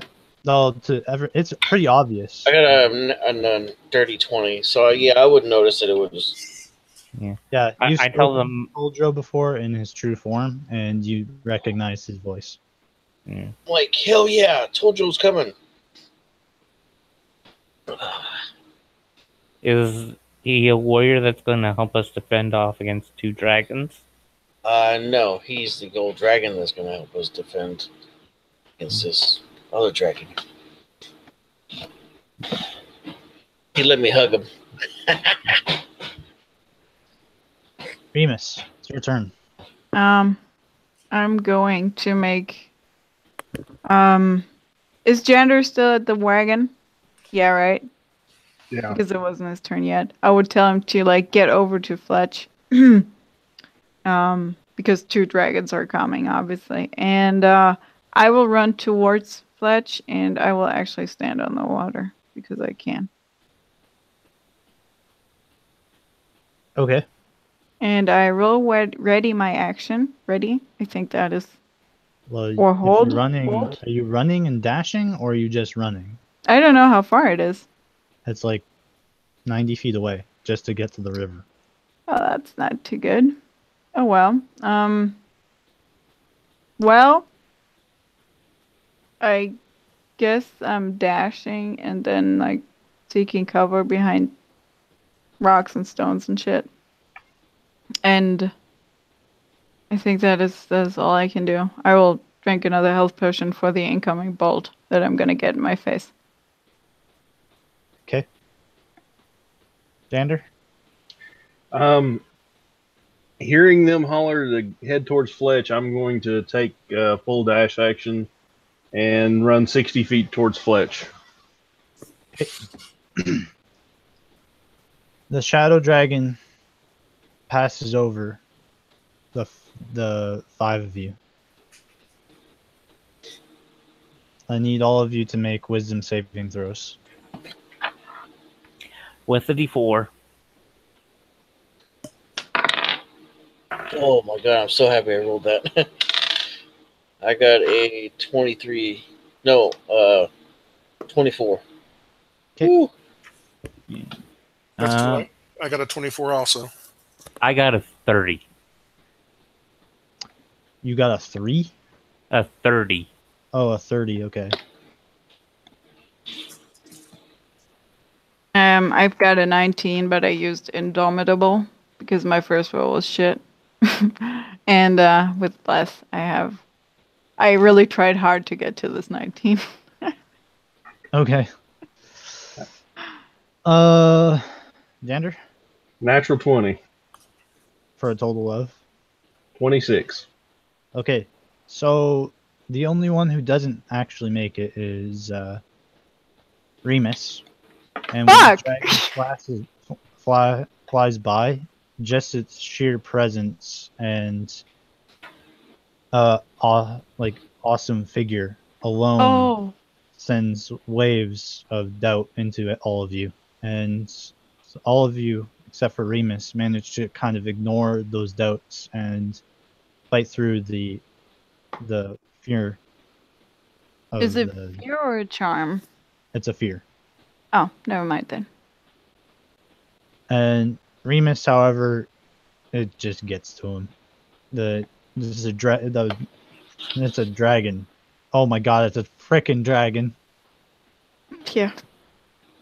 And you are frightened of it. You cannot move towards it. You take disadvantage. You get disadvantage to attack rolls and saving throws. Or no, sorry, it's attack rolls and ability checks, which you technically already have, while you can see it. And you can repeat the saving throw at the end of each of your turns. Okay. Where's Remus at? He's probably only 30 feet behind you. Okay. Or, sorry, 60 feet behind you, so he's halfway through the grass. Would I Wait, notice? I dashed. I was 90 feet away, so that would put me Oh, at then 30. you're 30 feet away, so she's not that far. He's not that far away from you. Would I notice that he's losing his shit or getting ready to? Yeah, he would say, "Holy fucking shit, that's a big dragon. I can't see it, but fuck." I'm like, just come here. Come here and fucking chill next to me. I can't. It's not my turn yet. I know. What I'm saying. Or when it's my turn, I'll move over to him and fucking tie him off to me. So you can't run. Well, he doesn't have to. He doesn't have to run away from it. He just can't run towards it. That's fine. And with that, it's the sniper's turn.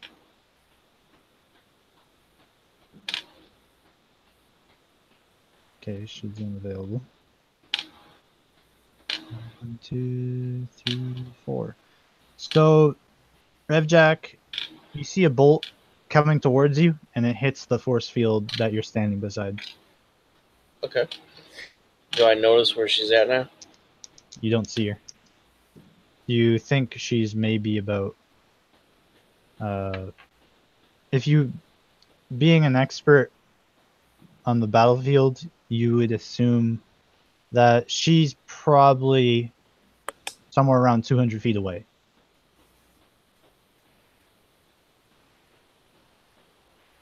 Okay. And Can I tell him which direction? everyone kind of knows where it's at right now. Yeah, she. That's not good. Okay. Remus, So happy I drank that potion. you are going to take another arrow to the fucking neck. She rolls another nat 20. Okay. 9 points of piercing damage. Make me a Constitution save.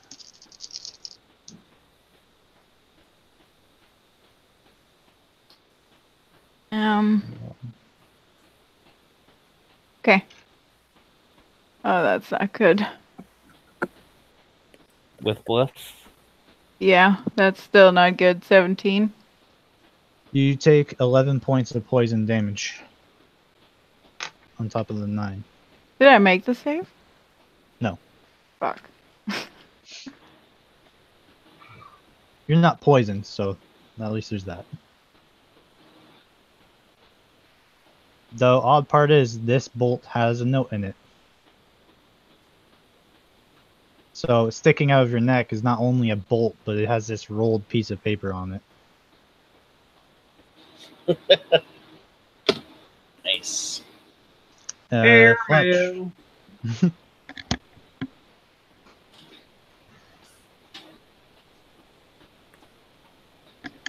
Fletch?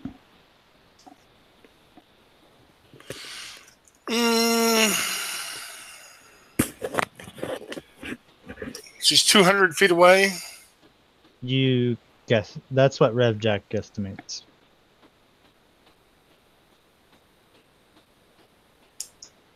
Okay, I'll dash 80 feet in that direction. Okay. And of course, your barrier lets you run by trees. So you get to about 120 feet away. Make me a perception check. 22. Wow, this fucking lady just no. I switched dice and she still fucking rolled a 20. You hear what sounds like a crossbow bolt being loaded, but you can't really pinpoint where exactly it's coming from. You know the direction already, but you don't know if she's on the ground or up in the trees. Okay. No, that's all I'm doing this round. Okay. The assassin's dead. Revjack. All right. Let's see.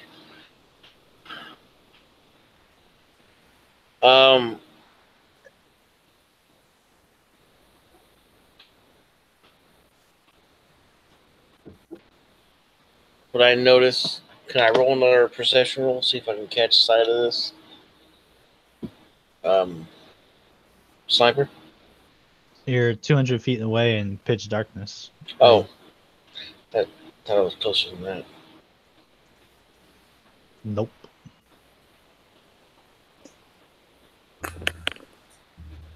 So how far is Fletch from her? 200 feet away.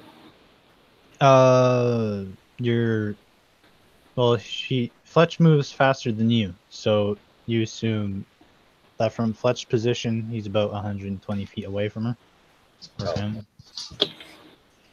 probably a her, and you can catch up to him and still hide behind his field. Okay. Shit.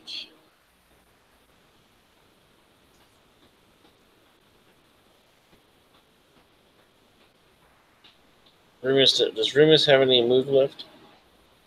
No. What happened? I Computer just froze. hey, catch up when you can, and I dash after Okay. Fletch, and that'll be my turn. Okay. You guys hear a second set of wings coming into the area, and with that, it's Harbeck. I'm going to dash 50 feet and drink a potion. Okay, so you guys, the river is deep enough to get a drink from, but it's not enough to slow you guys down. So you guys managed to cross without difficulty. Okay.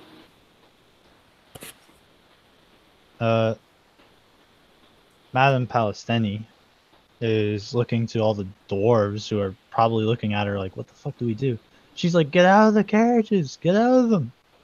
And the dwarves are like, oh, why? And they all see the dragon coming in the view, and they're like, oh, shit! And they start getting out and running towards, like, scattering and trying to get into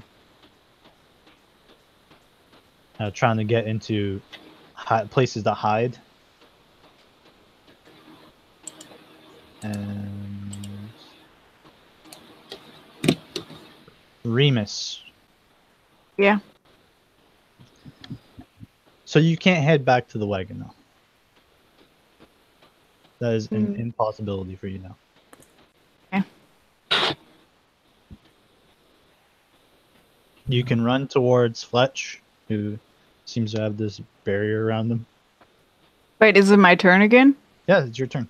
Oh wow, that was quick. Oh, I thought I was gonna get shot again. That's not like I'm like shit. What? Oh, you already got shot. So, yeah, I know. Are you going to read your instant message? Me? Note that sticking out your neck. Wait, what? The You got bolt a has note paper in your rolled neck. on it. My computer froze. How do I have a fucking note on my neck? I don't know. You got shot with an arrow in your neck, and there was a note attached to it. I did not hear that part. Okay, I'll read that, obviously. God damn it. Do you pull the bolt out, or do you just take the paper off? Well, I'm not really good at medicine, so I will probably fucking just take the note off if I can.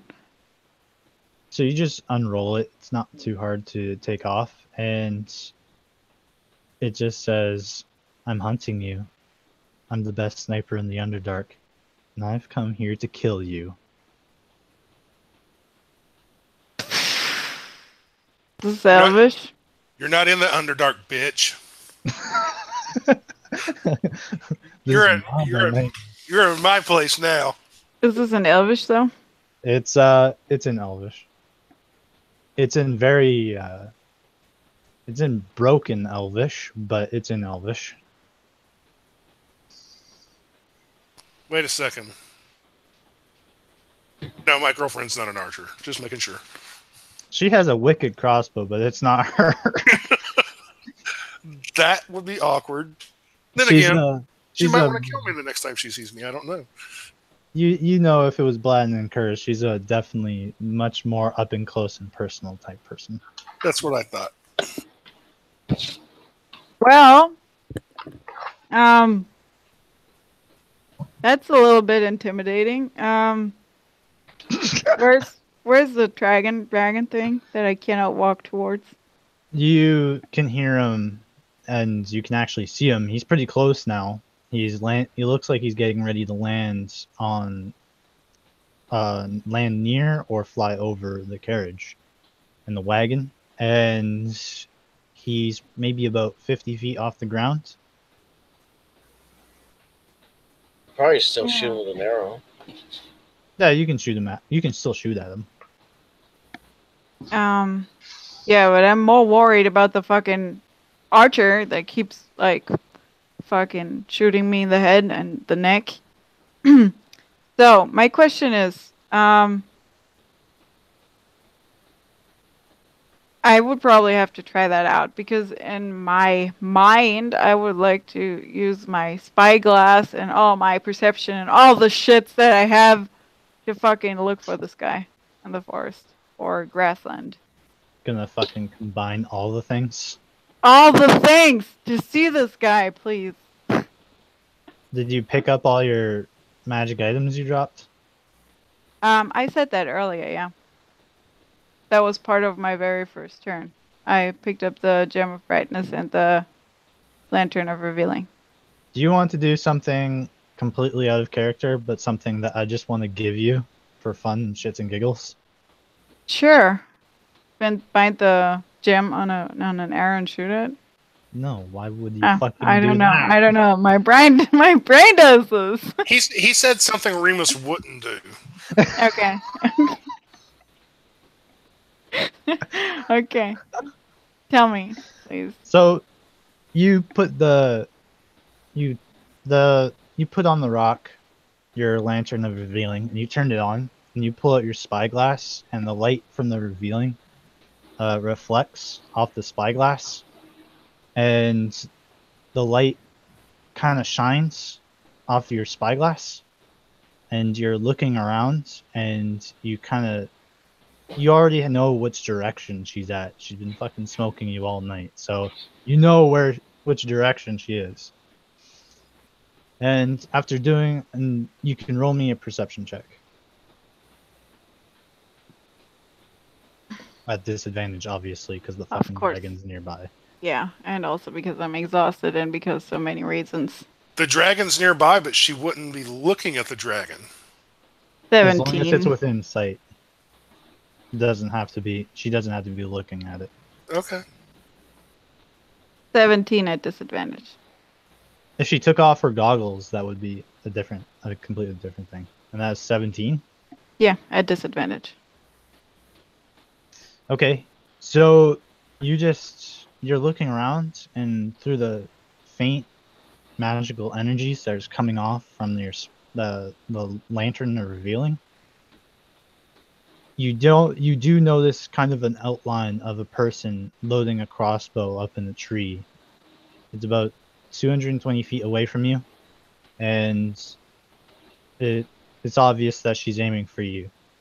Is the walkway, would that be towards the dragon if I would walk into this direction? Or No. was that okay? That would not be affected. All right. Yeah. Then I'm going to shoot at her with disadvantage. I guess because I can't really see her, or because can I see her? Because if I can, I'll shoot at like normal. If you have to put down the spyglass, and if you do so, then you're at disadvantage.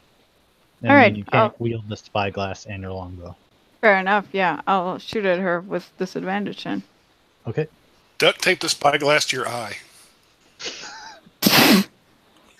10 million rounds later. So the first one would be, that's a 16 on the die or a 15. So that would be a 27 to hit with disadvantage. Wow, that's gonna hit. With bless. Oh yeah, I forgot bless. 20. Disadvantages. Okay. And Yeah, that hits. that's gonna be 3 plus 8 So it's plus time to give reasonable AC to fucking monster. 3 plus 4 is going to be 6. That's 10, 18. Do you need fire damage too, or just combined? Is it 18 combined? It's 18 combined. Okay. And I'll shoot again. Okay. So that would not be good. That would be a 14 to hit. Is that with the bless? That's without the bless. I forgot. 15. That's not going to be enough. So Well, you hit her. I'm gonna action search. Stop. I'm gonna do this again. Okay. That's going to be again a fucking 14 and 18 with bliss. Miss. Fuck you, disadvantage. Wow. Finally, it does its job. 17. That'll miss. Fucking twos. Kept rolling. Okay, so I shot and missed. And Yeah, so you hit it once, and then you shoot the other 3 arrows, and you look through your spyglass really quick, and you see the 3 arrows are just kind of strewn around the tree, and you see that she's still kind of there, but she's away. Like it definitely looks like she's getting ready to move. I am going to drink a health potion as my free action. And that's it. And next turn she's gonna get it. I'm done. Okay. Jander? Okay, so where's the dragon at now? You're actually probably the closest person to him. You're about 30 feet behind Remus, and he's probably about 60 feet away from you. And does it look like he's going after the star medal? It does look like that's the case. Oh, at the end of my turn, I can do the frightened thing again, the save, right? Sorry, I forgot. Yeah. I'm sorry. That was wisdom. Yes. Fuck. But with bless. Well, that's not gonna help me. If I roll at disadvantage, right? No. Nope. No? Well, then I have a 15 plus 3, and now it's up to the to the bless. It's possible. Fuck! 19. That's not enough. Fuck you, disadvantage. Fuck you. You didn't have disadvantage. Oh yeah, right. Well, I do have now, though, because of the fucking gear thingy. All right. So it does look like it's aiming for the star medal. And he's 60 feet away from me now? Yeah. Okay. He's not on the ground. He's still in the air. But He's definitely So close if I was to cast a spell that had 60 feet range, would I hit him? Hit him. Yeah. Okay. God, I'm going to regret this. Bonus action. How many people are within, let's see, 60 feet of me? Besides you and Remus? Yeah. No one else. Maybe Madame Pelistani. Okay. Bonus action, mass healing word. Okay. That's going to get 8 hit points back to everybody that's within 60 feet. Okay. Thanks. That puts me back to full. Wait a minute. Thank you. I don't think I'm anywhere near anyways. No. Not close enough to that, Jander. I appreciate it though. It's what I can do. So yeah, I'm going to do something really stupid because I don't think I can let him get the star medal. So I'm going to cast Toll the Dead on the dragon. Yeah. Riorix is screaming in his fucking domain right now. No. Okay.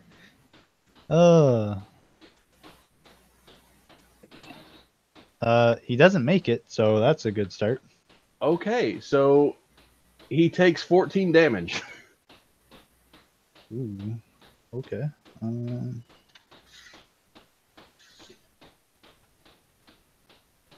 Hey. That's bothersome. That's not good. He looks at you. You're dead. Yeah, probably. Well, Alice kind of already tipped his hand. He said it was an elder dragon. Oh, shit. Oh. Some days you're the windshield, some days you're the bug. All right, that's my turn. Okay. Its turn. It lands on. It breathes this just wicked gas around the wagons. And luckily, everyone has already bailed from the carriages, so nobody was killed from it. It then lands on the carriage and the wagon, and it looks like it's getting ready to take off with it.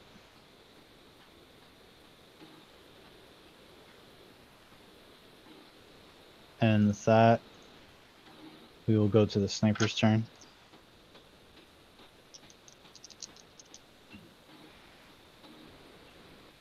.24 gonna hit Remus? Duh. Cool. She doesn't crit you at least.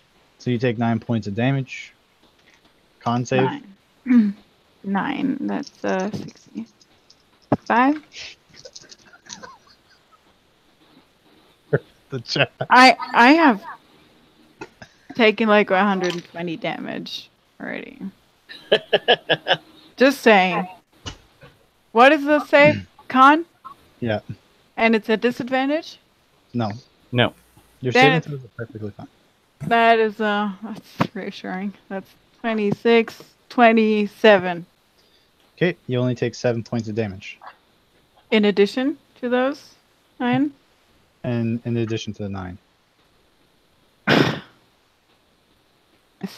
Okay. Jander, is a 25 gonna hit you? Yes. You're going to take 5 points of piercing damage, and I need you to make a con save.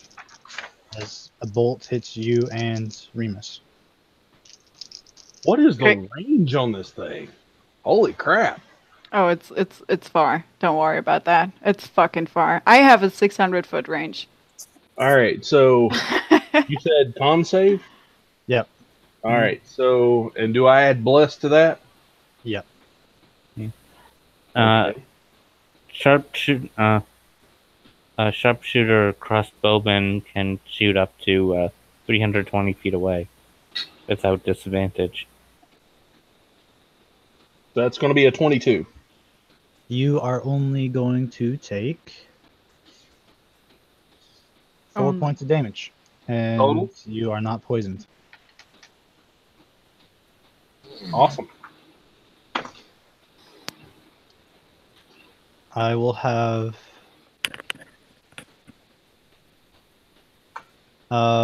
as for Fletch and Revjack, you don't need to roll perception checks. You don't see, but you do hear a lot of movement heading away from you guys. It moves maybe about 40 feet away and is about 160 feet away from Fletch. Also, it's 40 feet from me. You're about 10 feet behind Fletch, so Okay. 170.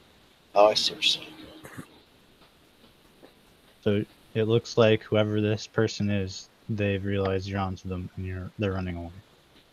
There is only about 3 or 4 more rounds of blast until it dissipates.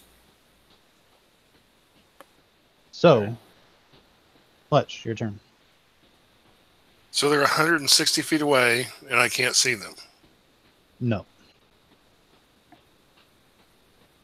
But I can hear them. You can hear them. They're not trying to hide where they're going. They're not trying to be quiet anymore. Can I see the shadow dragon from where I'm at? You definitely hear it. And as far as seeing it,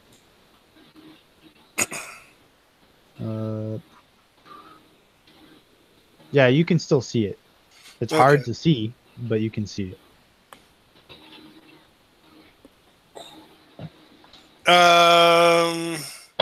All right, screw it. I'm moving another 40 feet closer to the archer. And then my action is going to be to turn the cube off. Then I'm action surging. And the direction I think the archer is, I'm going to shoot one explosive arrow at them. Okay.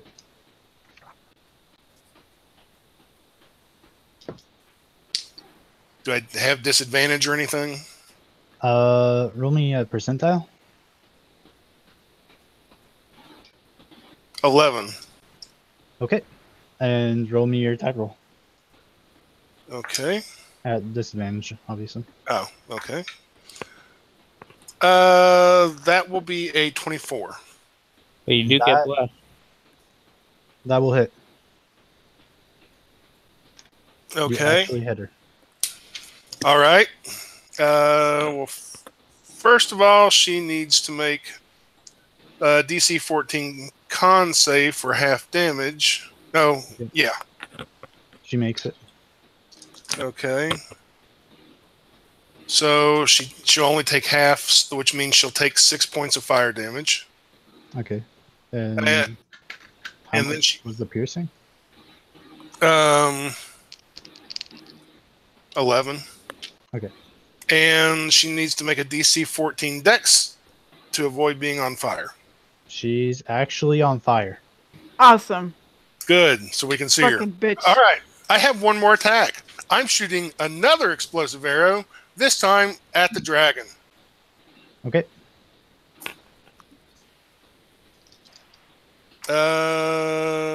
That will be a 26.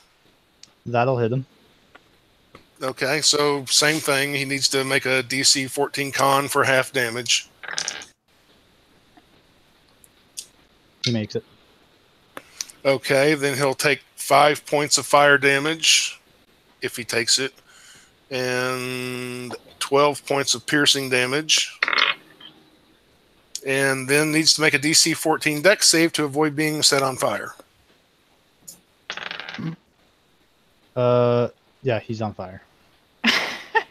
The dragon on fire. And that will be my actions. Okay.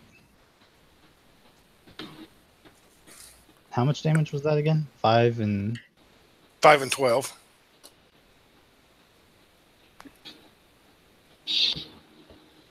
okay. Hey, did we get the guy from the last question marks and the initiative roll yet?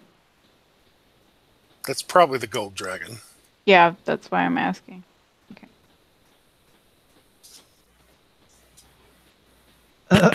Yeah, it's Toldro. So, Assassin's dead. Revjack, it's your turn. You see this archer is now on fire. She's definitely panicked. She is lit ablaze. And you see that the shadow dragon is also on fire.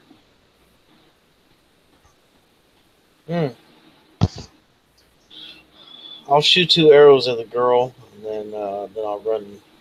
I'll move towards the shadow dragon. Let's see.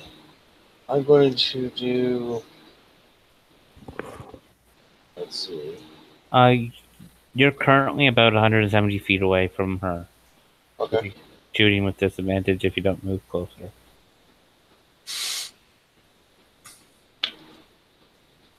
Even with her on fire? Yeah. You're still in that bow's range Oh, of disadvantage. okay.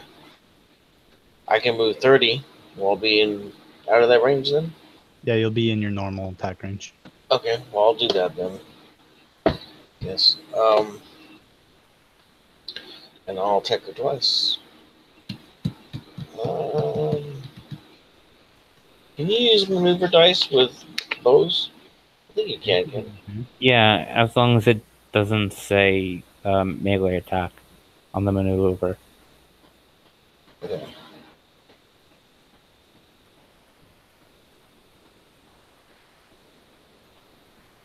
Alright, I'm gonna do this first attack against her as a regular attack.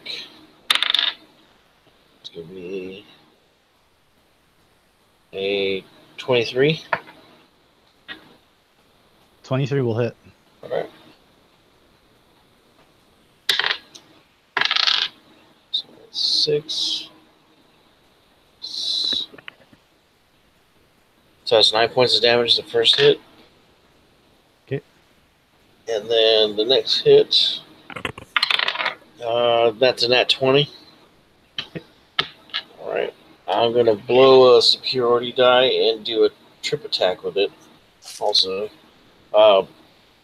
damage for the die is 7 plus 2, that's 9, plus 3 more. So that's 12 points of damage, regular damage, and then the superiority die adds another 8. Okay. And what's the save? My maneuver save is a 18. Trip attack is a strength saving throw. 18? Yeah. 10 is plus. Okay, yeah. She's not gonna make it, so she falls over. She's knocked prone. And that's my turn. Disadvantages everywhere. Okay. And now it's Toldro. So you guys see at least some of you are paying attention to the shadow dragon landing on the wagon. And the shadow dragon looks over and Toldro just comes in and slams into them, knocks them off the wagon, which pretty much tears the top of it. And they both roll over the side and start fighting on the ground nearby the wagon. You just see the dwarves scatter away from the fighting area as the 2 dragons are now kind of locked in combat.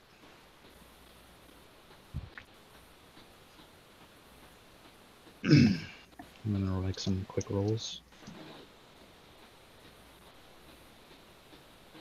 The shadow dragon is going to take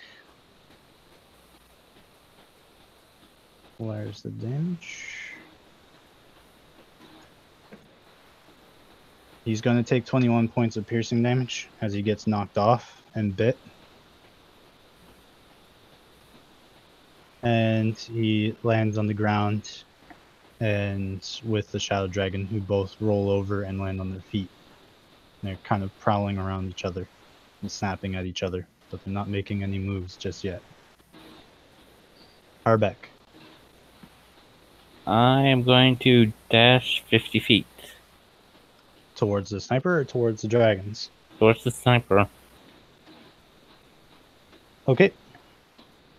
You are now standing near Revjack. I think it's about 20 feet now at this point. 20 feet away from Revjack, at least.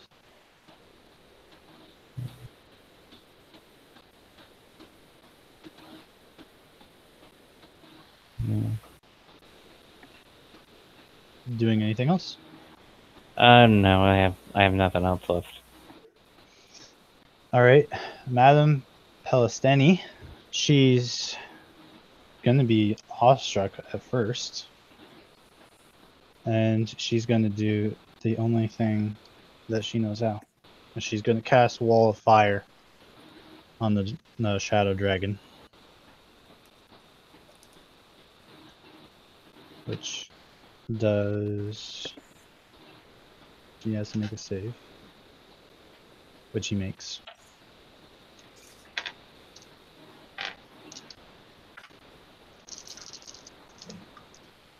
And he's going to take 11, 15, 18, 24, 27, 29, 14 points of fire damage every round. Now, who's next? Remus. Okay, I can see this chick, right? This archer person. Yeah, you see the fire in the distance. Okay, I am going to use my arrow volley on her and shoot 10 arrows at her. Okay. And she has to make a dex save. That is not really hard. Wait. Let's have 17 halved. 8. She makes it.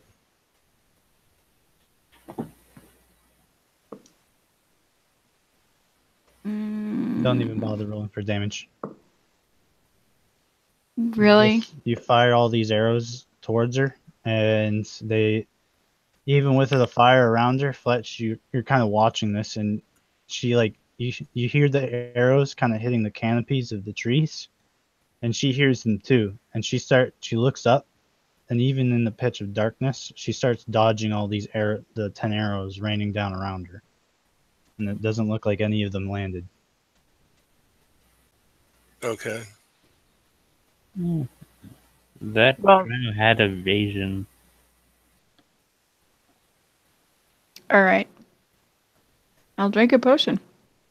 And move 30 feet closer to her and away from the dragons. Fair enough. Jander. Oh, no, never mind. Okay, Jander's going to cast Shield of Faith as a bonus action on himself. Okay. My AC is now 24. Because, Save I don't want to die. thyself. And for my regular action, I'm going to cast Toll the Dead if I can get within range of the dragon. Within 60 feet. You're crazy. Yeah, you can. I'm freaking insane at this point. So, DC 14 Wisdom saving throw. DC 14. Yeah.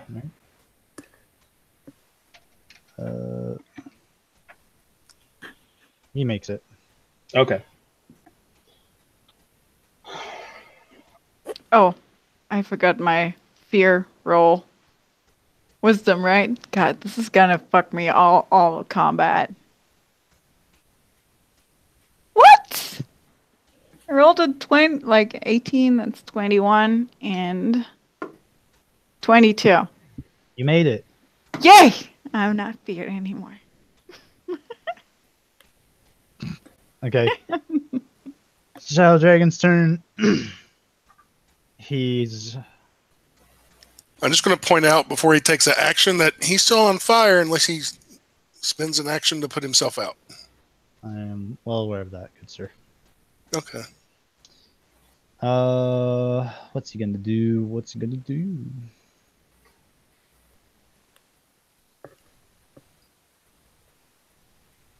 He's gonna actually try to fly away. He's gonna provoke an attack. Which is going to hit him. And he's gonna, you see the Shadow Dragon try to fly away, and you see Toldro actually just pounce on him and keep him inside the fire.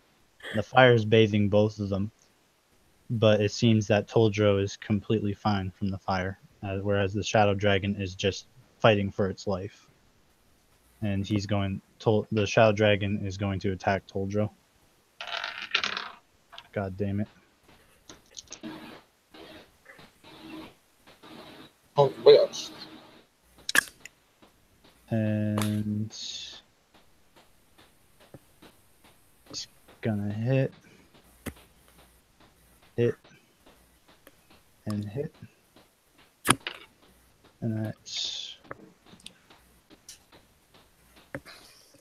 19 feet and 10. So 19 feet and 10. And that will be his turn.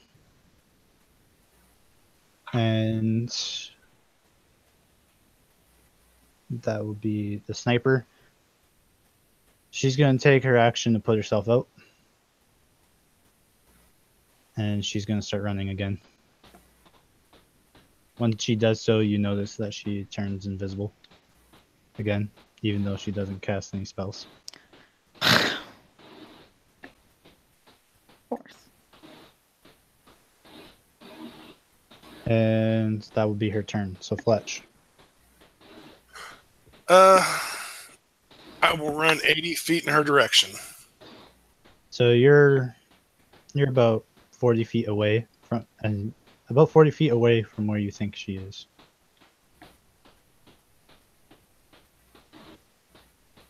Okay. And just to screw with her, and because it might cause her to do something, like maybe make an attack so we can see her again, I'm going to yell at her, "Oh, honey, I can still see you, and I'm coming for you." Roll deception.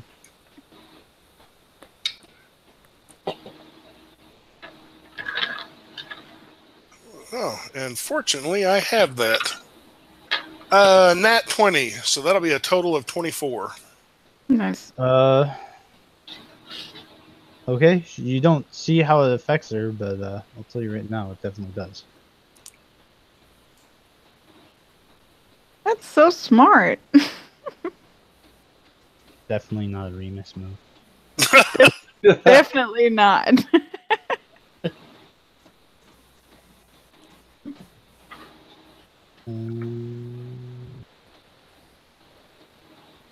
All right, Rev Jack. Okay, what are my options? The girl is still running, right? Yep, she's invisible again. Oh. Okay. How far is the dragon from me? I'd say about 170 feet. He was pushed away off the wagon. You see Toldro and him are fighting right now. Alright.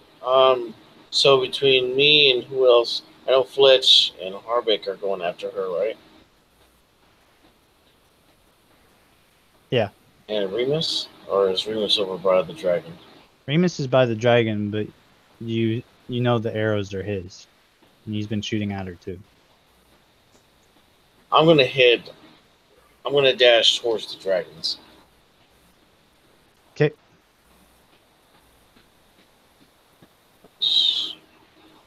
So all really I can do is that. So you're 110 feet away from the dragons. Okay. Toldro.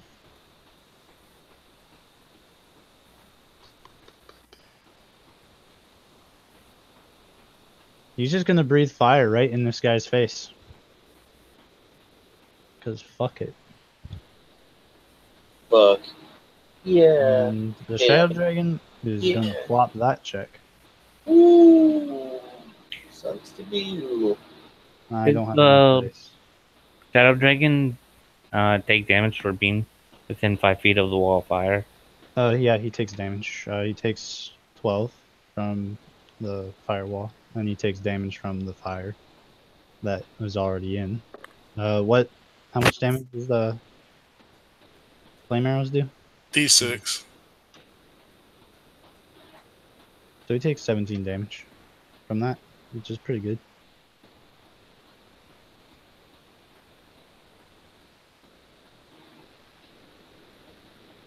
And all right, I was about to get to rolling the damage that I don't have enough dice for.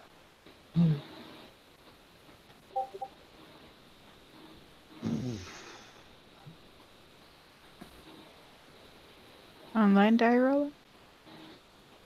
So the Shadow Dragon takes 72 points of fire damage.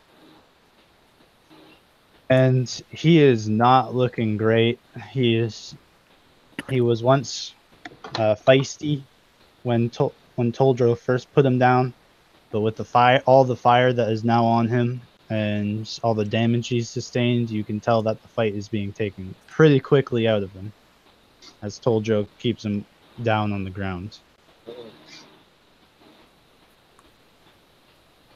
And with that, we will move on to Harbeck. I'm seeing Ripjack run back towards the dragon. He's gonna dash 50 feet that way. Poor Harbeck. He's gonna need a nail after this. And turn after next, everyone loses bless. All right. Madame Palestini, she's going to cast Fireball. Nice. And it's gonna definitely hit the Shadow Dragon. 9, 14, 19, 21, 23, 24.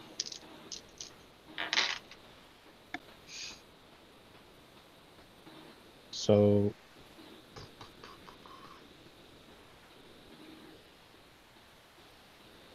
the Shadow Dragon again continues to look really damaged. It's given off its last final kicks of pain. Still alive though. Trying to find my notes, god damn it.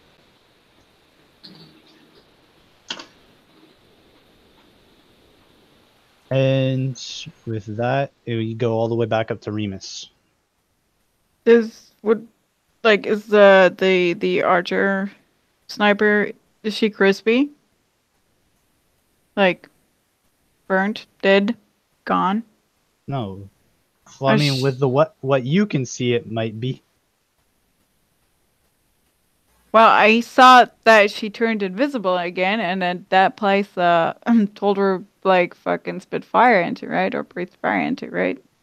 No, Toldro is breathing fire onto the Shadow Dragon that is like 70 feet away from you.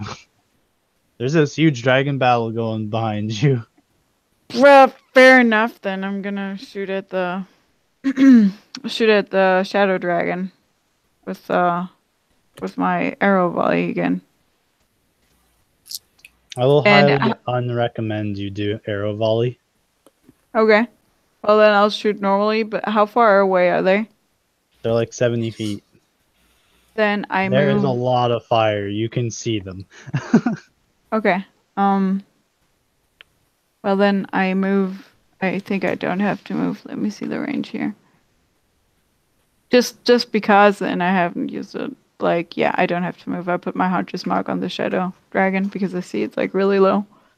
And as far as I know, I don't have disadvantage anymore, right?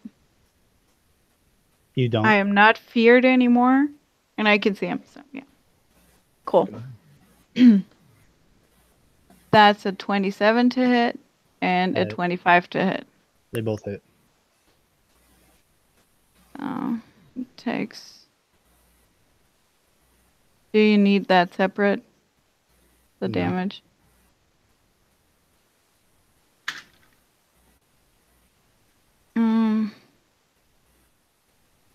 It's 10, 10, 24. The first hits him for 24 damage. Okay. And the second one.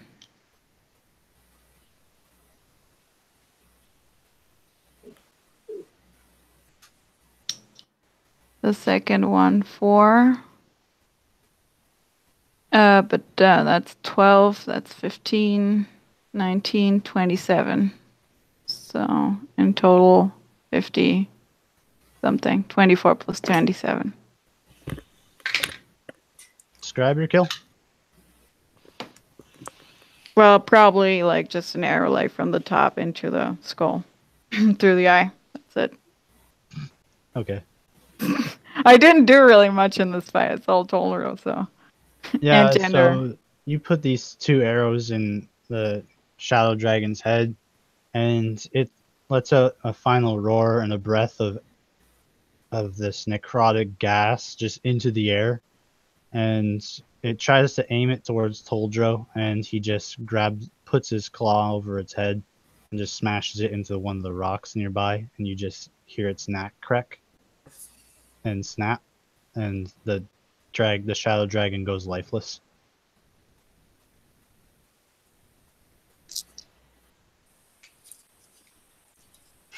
And with that, is the combat over for now? Depends on what Fletch is doing. Okay, then I'm gonna drop down to the ground because I took like a shit ton of damage in those last turns. Like, Okay. unrelated to my HP, I'll just drop. Because I still have a fucking bolt sticking out of my neck and my front, and I haven't had that removed yet. So Yeah, you're there. going prone to give range attacks disadvantage. That is not what I meant to do, but that sounds like a really great idea. That's not a Remus decision.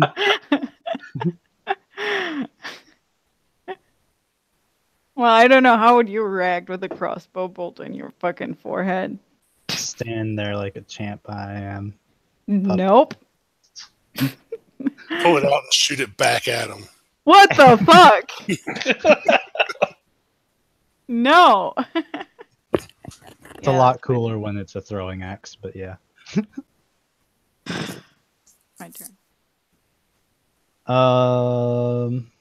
So Fletch, do you continue hunting down this? It's her turn before me. She acts before I do. Yeah, you can hear her definitely running away.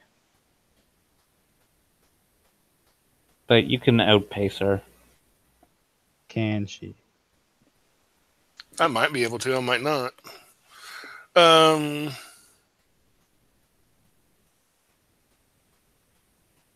So after what I said, she just keeps running. Yeah. But I can hear her. You can hear her. Yeah, I'll move 80 more feet in that direction. Okay. You give her a chase. Revjack and Harbeck can follow if they want. I'm not going to be able to. Catch up. Yeah. Every round, I'm 30 feet less away from them, so I'm heading back to the Unless she does something, I've got a constitution of 18, so I'm thinking I can keep the run up longer than she can. But She that starts doesn't. taking you through like the brambles of the forest. That's So, fine. Whatever rugged terrain or whatever doesn't affect me, as long as I'm running. okay. But I bet it affects her. Maybe not. Nope. Not really. Okay. Actually, this will be kind of fun. Roll me a survival. 19.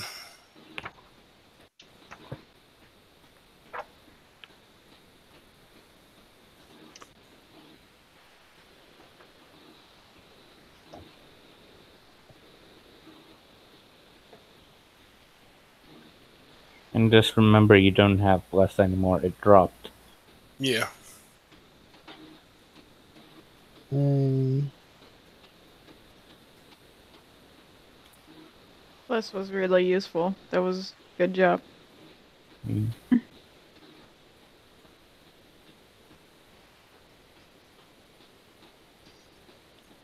So on your way, while you're following her, you start seeing signs of orcish activity.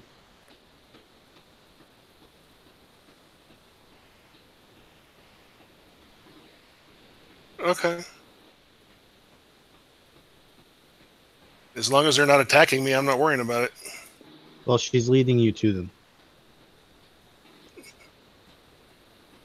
That's fine. My best buddy's an orc. I speak orc. Okay. You start following her, and eventually you get to what looks like a camp. Is she going into the camp or around it, or? Going straight into it.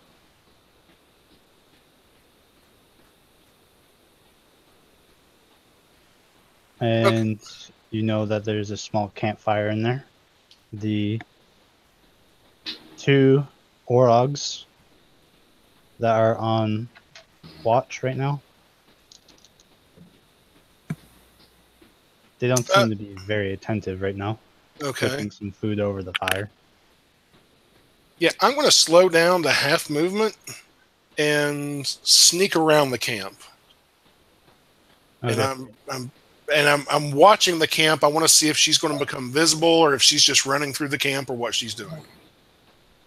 You notice that at the very edge of the light of the camp, where she's kind of going behind some tents, you do see her outline kind of come around, but it quickly goes away as she moves behind the tent and away from there. Okay. She's also making efforts to kind of stealth around. The two Orogs don't notice anything. They're looking around. They're like, nice night out for beef. They like pull out. They actually have like this dead cow laying around nearby, and they like tear off its leg. They don't even bother skinning it. They just Okay. over the What fire. about Magog? Can Magog not like sense it? Magog is not fucking retarded. Of course, that was my idea.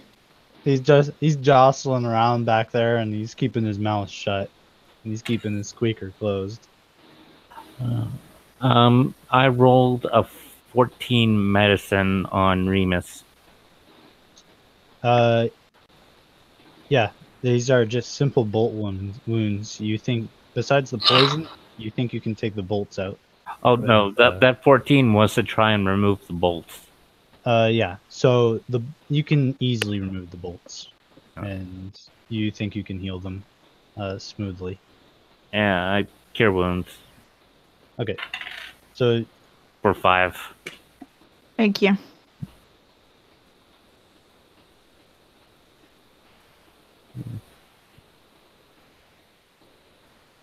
So that 5 should have closed the Yeah. points of entry. Well, they don't necessarily do that. It does cure some of the poison first. The damage that she takes, you can see that some of the swelling is going down.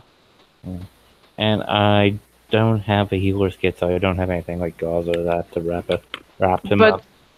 But the poison, you mean for a poison condition, or just because I took poison damage in general? Poison damage in general. All right.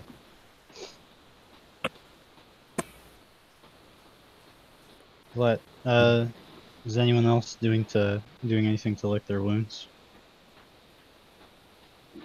Are we out of combat? Everyone else is out of rounds. All right. I would like to gather everybody, like the 6 most injured people, and cast Prayer of Healing. Okay. All the dwarves are fine. Adam Palestini, she's still looking pretty bad. And of course, Toldro is not going to refuse free healing.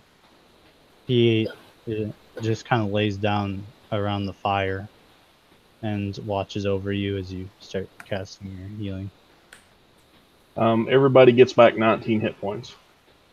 19. I assume I would be in there too. I would hope so. It affects a lot of people. Nice. Yeah, up to 6 people. I'm fully healed. And if nobody else was that injured, I'm going to add myself into that group just to get the last few hit points back. Okay. You guys, is Revjack still Asleep. following? I think he's sleeping. Legend? Are you still following Fletch? No, I turned around. I was running towards the dragons. Okay, well, the enemy dragon is dead. So it's just Toldro, and they are all getting heals. Okay. Did Fletch ever catch up to the girl, or is she gone? We're still resolving that. So, Fletch, roll me a stealth check. Roll a what check? Stealth. Oh, okay. That's only a 12. Oh, shit. What did they have? Okay, Yeah, I rolled real bad on that one. They barely meet you, but you kind of just step on a branch, and the Orogs are like, "Huh? Who's there?" And then they don't even have they pick up their great axe in the other hand, but it looks like they're getting ready to swing like the legs at you. The uncooked fucking cow legs, and they're walking towards you. They actually do see me though? They just hear you. Oh, they just hear me. Okay. They don't hear her. As soon as you make that noise, she starts going around the other side. Although you see her, the other two don't. I do see her? Yeah, she's going along the outline of the campfire. Oh, I'm going to take 2 arrow shots at her. And Orcish, since they can't see me, I'm going to say in Orcish, she's like behind them. Okay. Is that correct? They're gonna make... You're gonna have to perform a fucking sweet-ass deception check. Okay. Well, I was going to yell at them in Orcish, "You idiots, there's an elf behind you trying to rob you." And I've got to make a deception check. So that would be a dirty 20. By 1. The 1 rolled a natural 20. So the one Orog's like, "Who's stealing from us? Elf. I hope she's pretty." And the other Orog just fucking smacks him in the head with a leg. He's like, "You idiot! Who would be out there? Everyone's accounted for. There's no one here." And if I saw her, I'm going to take 2 arrow shots at her. Okay, make your shots. And they should see where the arrows go, and that would show them there's an elf there. Okay, my 2 shots, I got a 19, and a 26. Those will both hit. Okay. She takes 23 points of piercing damage. Total? Yeah, total 23 points of piercing damage. Okay. The one Orog looks over to her, and he's like, "Oh, I do see her." And then she walks into the darkness, and they're like, "No, I don't see her." Then the other one runs over to you, and he walks over. He doesn't have any light, so he's having difficulty seeing you. But he definitely like spots you doing something, and he says, "You with the bow, you come with me, or you die."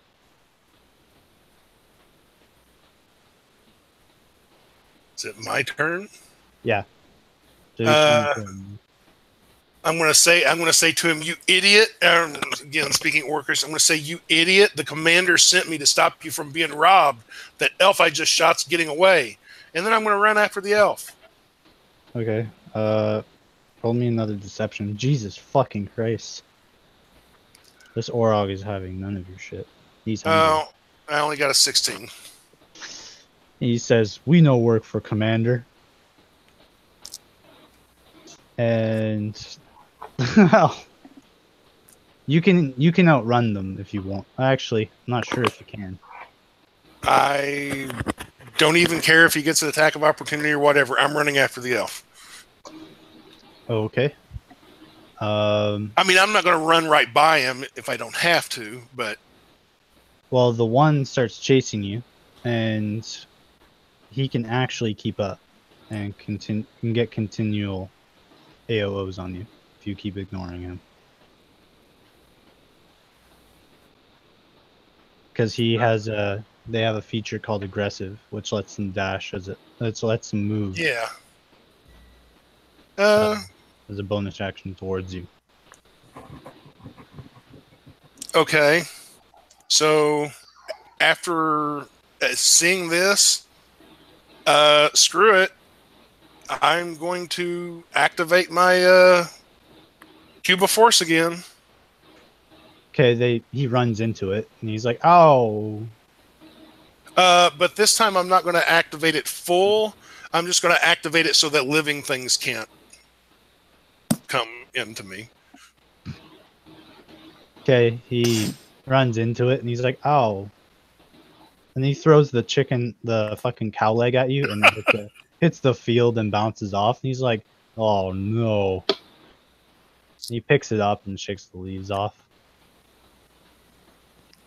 And he says, "Well, you know worth my trouble anyways." And he walks away disappointed that he can't kill you. Okay. So smart, Ty. So smart. I keep running after the elf. Roll me new survival. That would be another dirty 20. You start losing our trail. Okay. Once I'm past the orcs, I'll turn off the Cube of Force. You said I start losing her trail. Yeah, it starts going cold. Like you were able to follow her before, and then it starts fading away as if she started trying to actually stealth away instead of just running away from you like she usually did. So you can assume that she's slowing down, or at least stealthing.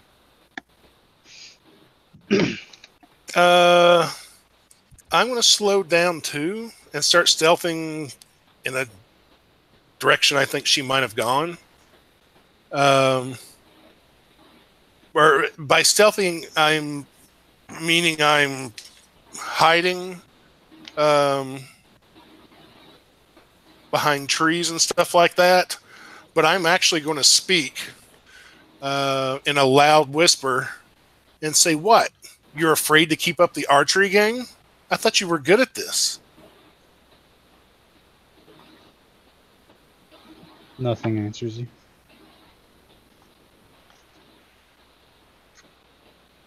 Okay, I'm going to pause and close my eyes and just try to listen to see if I can hear anything.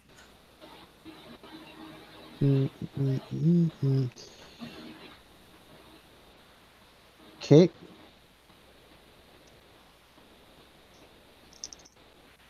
Roll perception. Okay, that'll be a 17. If she's here, you can't hear her anymore. You hear the wind before you hear any footsteps. Okay. Um. And honestly, the noise that you hear now is pretty much you just kind of flicking your foot from time to time. Okay. Well, I'm actually pretty good at hiding and hunting and that sort of thing myself, so I'm just going to take a natural guess what I think.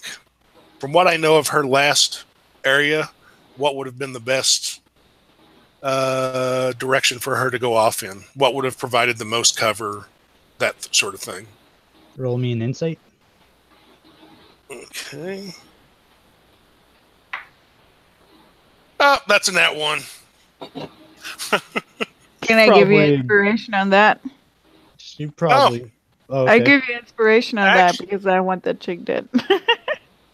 Actually, well, can she give me inspiration? Yeah. Okay. Jesus Christ, that's another nat 1. Well, But I've got an inspiration point myself. Okay. Okay. All right. Okay, that's better at least. It's an 18. all right.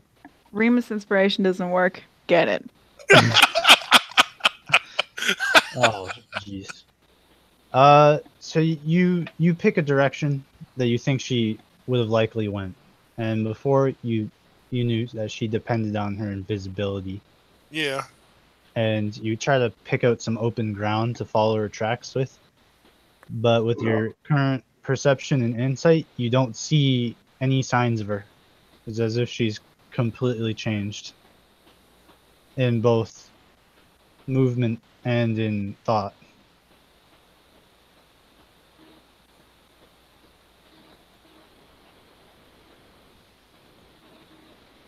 Like she's changed or she's just not there.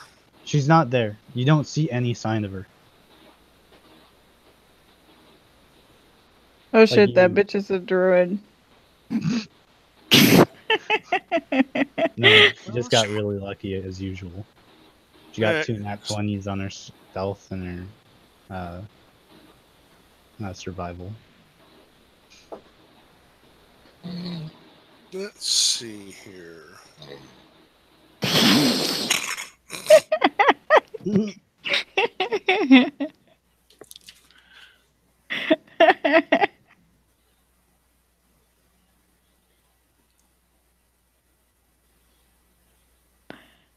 So, I'm not done.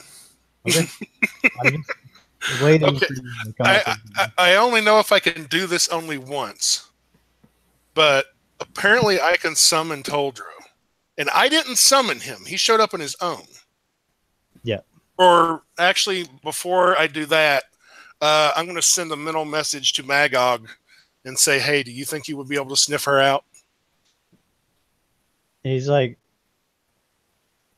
I don't want to get shot, but I'll take a look, I guess. He comes out. Oh, I'll send a message. Oh, don't worry. I got 3 healing potions. He's like, well, okay. I mean, I know it'll still hurt, but you're not going to die or anything. He comes out and he starts sniffing around and he shakes his head and he says, I don't really have a scent to go off of, and even if I did, I don't smell anything strange. Nothing like drow, anyways.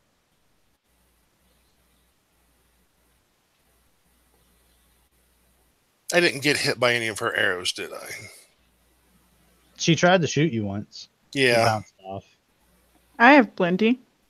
Yeah, no, but you're like a mile away or something.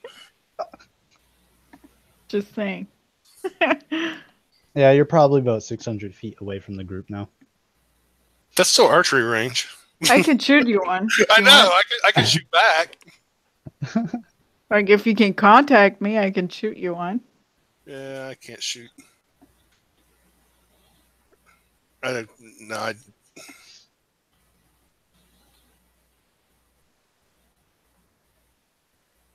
Screw it. I guess I give up and go back to the group then. All right, No, Agog. I can't think of anything else to do.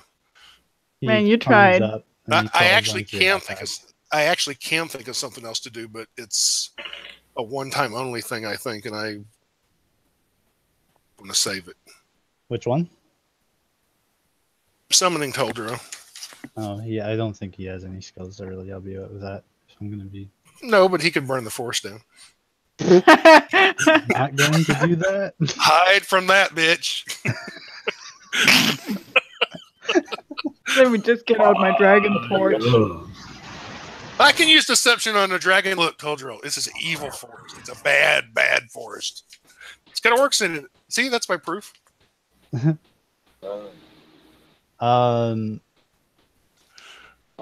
So you get back, and Toldro is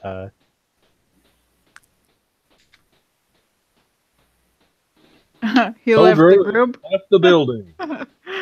Toldro left. If he's still there, I'll go over to him and take a knee in front of him. I'll kneel before him and thank him for his help. Oh, Alex just left.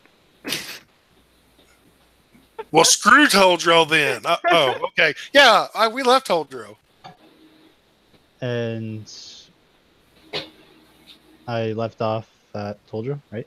Yeah, I just said I was taking a knee in front of him and thanking him for his aid. And that we love him. Okay. He says I couldn't stand by while I let the forces of evil take another foothold against us. Not in my domain, anyways. Well, thank you again. I hope you weren't too wounded in the fight.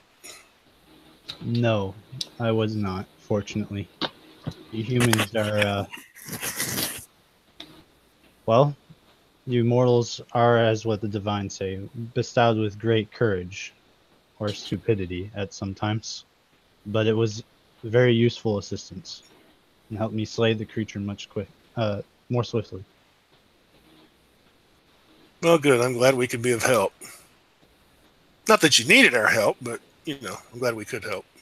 Hey, does anyone know what happened to this chick or dude that was shooting like arrows, like this message at me saying she was hunting me down? Yeah, Fletch will tell Or me. me? Yeah, she eventually got away from me, but I think she'll... I have a feeling he or she will be back. Because why would anyone hunt me? I mean, what's the purpose? Magog just pokes his head out, and he's like, I could think of a couple thousand reasons. Hush, you. Here, eat a fish.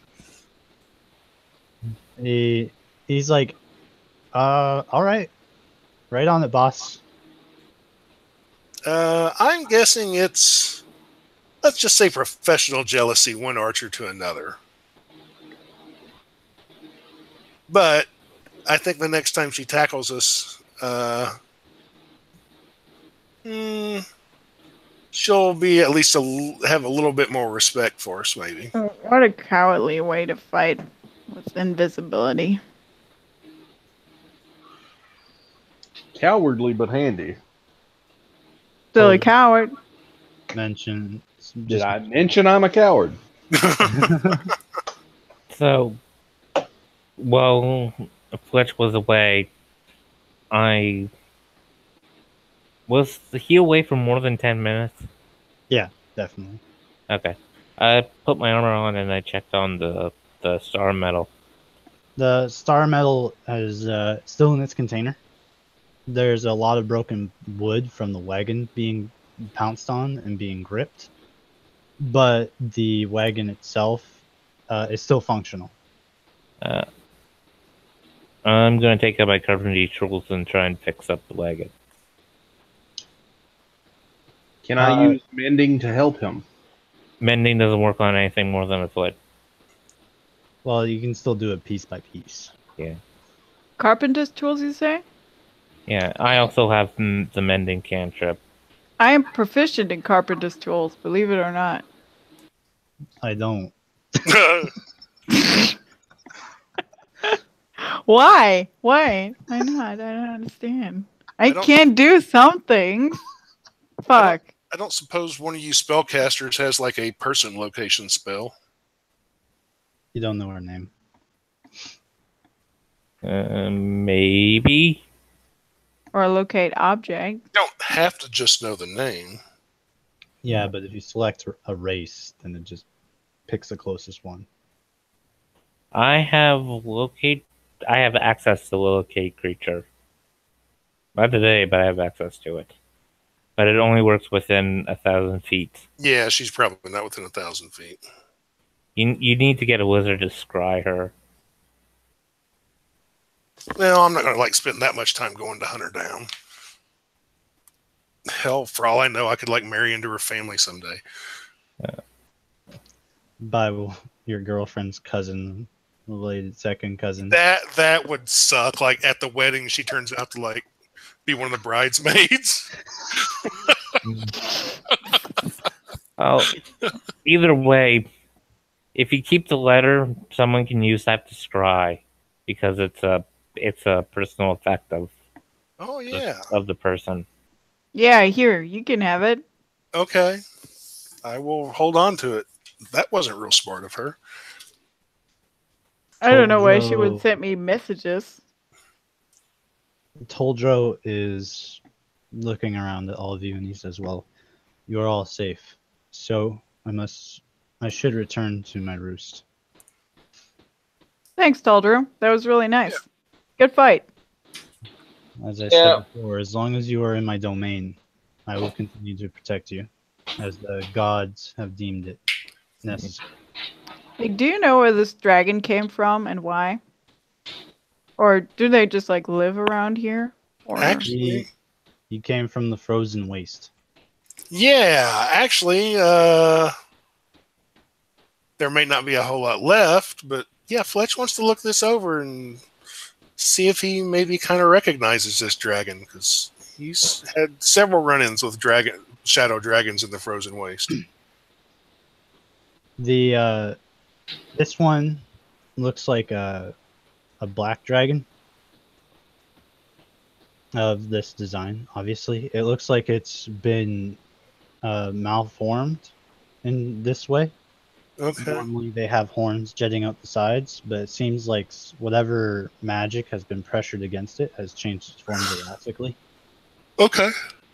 The shadows of its scales just cling to it, and of course, the acid that is just remaining inside doesn't seem to ever like die out like it would if it was a normal dragon. It just seems to be kind of sitting on its skin. Okay. The body itself looks kind of hollow, so it looks like it's purely a magical creature. But its scales are still intact, and the shadows cling to it. hey, Taldrew, do you mind if I take like some stuff from this dragon? Because I do not care if you desecrate this creature's body even further than it was before. It Cool. is that of a servant of Tiamat. I have a 22 in survival. Okay. Well, I'm actually going to try to end it here. So Dorak says, don't you worry about that. I'll have you guys protect my boys, and they'll get rid of they'll pluck all the scales off that beast. You just make sure that I'll have one of you accompany back with the wagon, and we'll get this star medal. It's nice and safe and secure in StarFall. We're only a few hours away, so we can come back with the wagon again. Okay. So we're going to send Jander.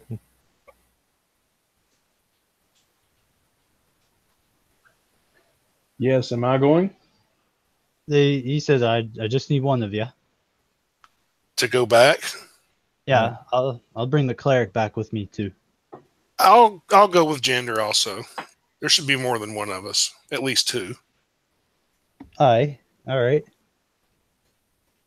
And you two get into the wagon, and well, I mean four, because it's Dorak, Madame Palestina, Palestini, and of course Magog and Fletch.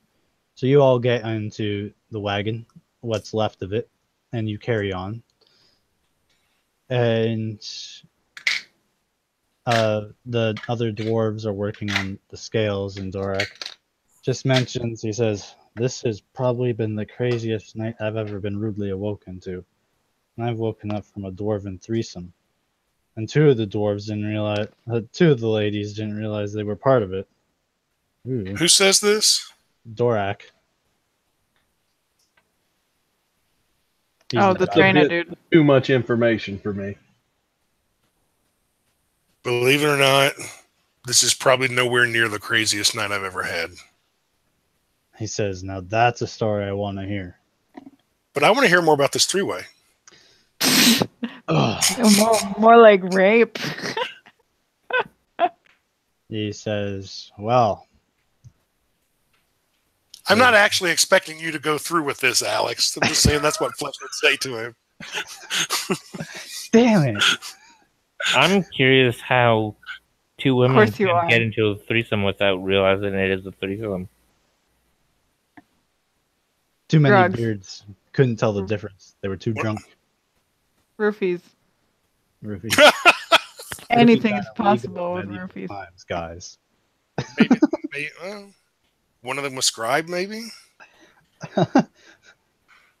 One of them was a revenant bitch. Well, I was thinking pre-Revenant scribe looked male, so it might have fooled somebody then. So he tells you the story as you guys get back, and he takes you to his shop, and he actually takes you to an underground, like, safe area.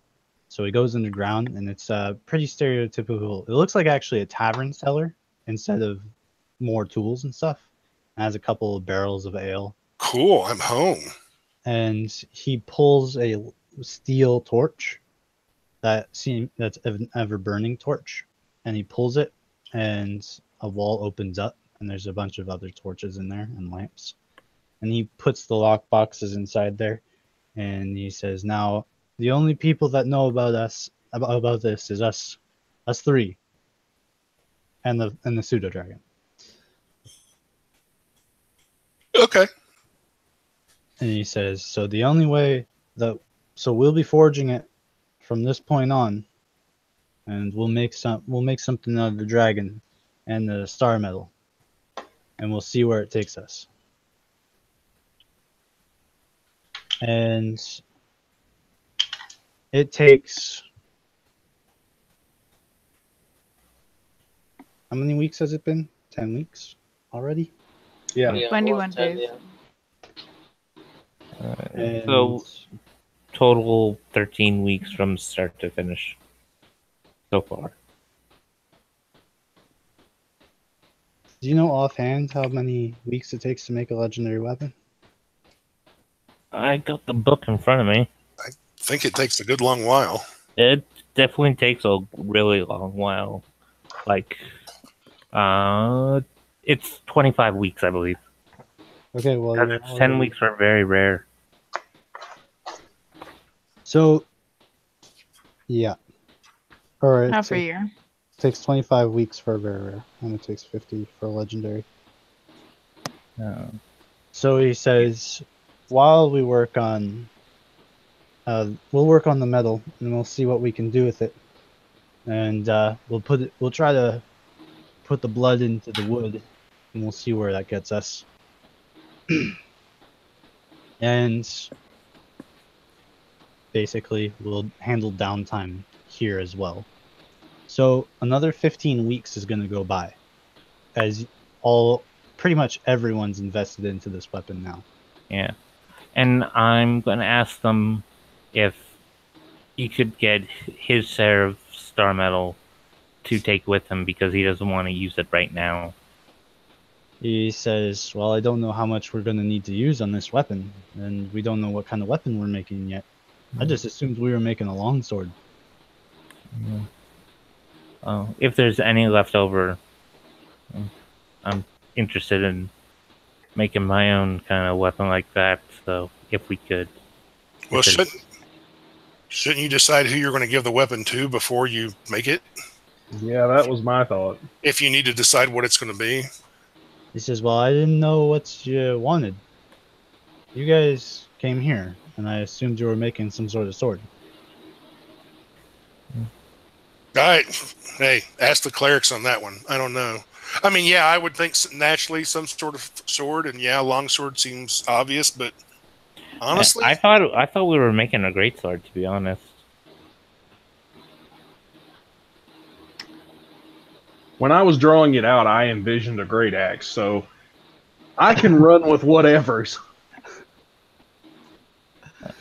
I thought we were passing it off to Oral, so. We were passing it off to Oral, so it's a great sword then. okay. So, of course, everyone who is a smith, which is actually the majority of you, are going to be partaking in this. So, And I can help them with the wood carving. so you guys take. Oh, what? Can I do something before, like, once I know how long this takes? Can I do something? Yeah, it's going to be Please? 5 weeks. Yeah, I would like to send a letter to Misha for, like, whoever travels down there, or if anyone happens, like, in this time. Like, I don't know. I would just, like, know that I'm not dead, because 25 weeks is a long time. It would take like 10 weeks. Still better than 25. Well, it's only going to take 5. Well, then I'm not going to send a letter. We're working on it. It's dividing the time by a lot. Oh, I did not consider that. Yeah. Fair enough. I didn't say anything. What do you do? What does Remus and Fletch do while the 5 weeks are transpiring? I would probably go hunting again, helping, like, everyone out. And I don't know if they need my help. I am, like, fucking proficient in carpenter's tools and wood carving too. So if they need help, I would be happy to lend a hand. But other than that, I'll just go arching and then talk to people and and enjoy the time that I have there. Well, we would need woodworking skills to work the tree ant down to a proper size. Well, I just... Tree ant would be... There's still a lot of the tree ant left if you want to turn it into a bow or something. Yeah. Oh, really? Yeah, like, I don't know what leftovers we have, so... The dwarfs are all just kind of on standby. They're working on this new armor and cloak and stuff. This new armor set that they're making out of the dragon. Yeah, I'll try to make a bow. I'll try to make a longbow out of that, if I can. Okay, so 2 of them are going to help you. They're kind of shorting down the time. And they're going to make you a +2 bow. Oh, that's nice. So far. So after the 5 weeks goes over, Fletch, do you want to do anything? I don't have enough money to do anything. So you just... I don't have the skills. I can play cards with people during their off hours. Spend all my gold on blowing hookers. Drinking and drugging, baby. No, and kind of looking over my shoulder for a dark elf. Yeah, you and not the sniper. Oh. Yeah. That's actually something that I can go over during the... Actually, we can go over that before we leave. And how much do 40 arrows cost? Like, did the cost restore? Is it like normal prices again? It's normal prices now. Now that the frenzy from the StarFall is over, they're back to normal prices. Oh, and I can't afford any, but I am going to try to find out if there's anybody else who can make more explosive arrows. Those are pretty much Illumina exclusive. Okay. I mean, I've still got 6 of them, but... Lumina is the only one who has access to the fire oil farm. Those are really dope, by the way. How do I get them? And you have to speak to Laria, who Oh. is not in the greatest of positions with a UAG right now. Yeah, I know. What did she do? What did the rest do? I It's a don't want- That's what question. Shrub Yeah. Bob did. Oh, okay. Anyways, so to set everything up for next week, of course, Remus, you make this bow. So it's a +2 longbow. Oh. And for the other 3, you are all making the star metal blade, and it's starting to look really good. But when you try to cool it off to try to shape it better, the metal itself won't seem to let go of the heat. And all of your investigations lead to believe that the magic inside of the metal won't cool down. So trying to shape it in the way it is right now will be completely impossible. Because every time Dorak puts a regular smithing hammer to it, it just fucking sparks off and smashes into the ceiling. Or What about using my war hammer? Is it magical? Yeah. You bang it once and it sparks, and it actually just starts shooting out fire and it actually burns you. Like every time you land a hit and it sparks out. How much does it burn me? I would probably say 5 points of damage to anyone around it. Yeah, that's not that bad. I only take 2 points. And even after hitting it, it doesn't actually change the metal. Okay. So do we need to build a magical hammer? I'm gonna say we're gonna have to think of something else. So you are working on this for the next couple days, and the only thing you can think of is that you need to cool it down again, but you don't have any way to do it. If we had a wizard, we'd probably be able to do something. What about the blood of a blue dragon? You mean a white dragon? Well, white dragon. What if I got really drunk and peed on it? You know what they say about peeing on the electric fence? Oh! What do they say? That No, I burned. don't know. You get shocked. Huh. Yeah, the electrical current travels up. The idea never came to me because I don't have this ability. God damn it. So, as you guys are discussing this, trying to figure out how you can possibly freeze this or at least cool it down, an elderly, what looks like winter nomad approaches you, and he says, "Hello there. Need some help?" Well, yeah. Unless you're... are you a wizard? He says, "Oh no, I'm not. Nothing like that. But they do say bring good fortune to those who pay attention." And he just flicks his hand in front of you, and Dorak's looking away, and so are the other dwarves. They're preoccupied, but the two of you notice that his hand turns into a like a rainbow feathered color. Like you see the feathers kind of stretch out, and they're rainbows in colors. And then he flicks his hand back, and it turns back into a normal hand. I believe we may have met before. And he says, "Yes, and I have very useful information for you." Oh, crap. I got a 26 Arcana. It's one of the Chaotals you met before. When have they met before? Oh, you've never met them before. It's a Chaotal. Yeah. And they're said to bring great luck and great fortune to those who spot them. They're not real. And apparently Remus doesn't believe in their existence. Yeah, they're real now. No, I do believe that. Took me a while to. Because you were fucking with my head, all of you. It's Shame on Magog. you. He's a Yeah, fucking right. illusionist It's not our fault you're crazy. and cursed. Can you bring the breath of the winter to help us shape the metal into an actual blade? No, I cannot.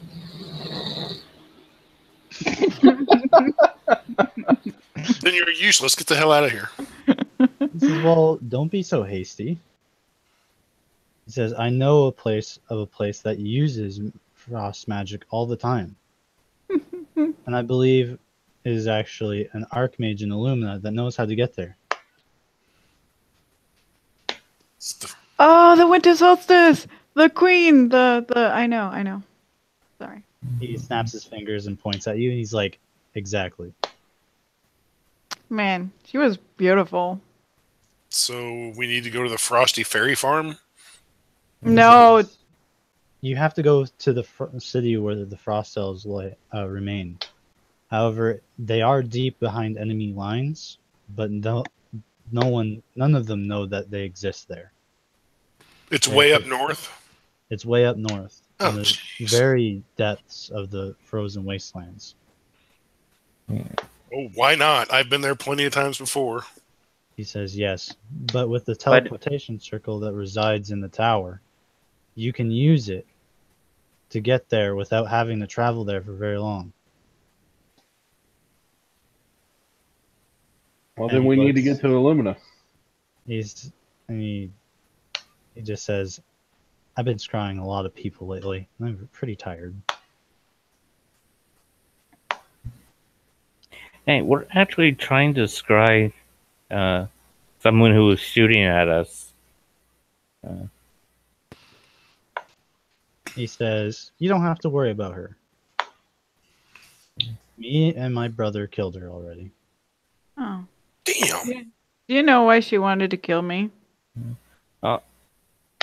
She has the same dream that you did, except it appears that you have much better friends. Wow. I didn't want her dead. I wanted to kill her myself. So you wanted her dead. No, I wanted to kill her. There's a difference. Either way, it But is time thanks. for you to return to Illumina.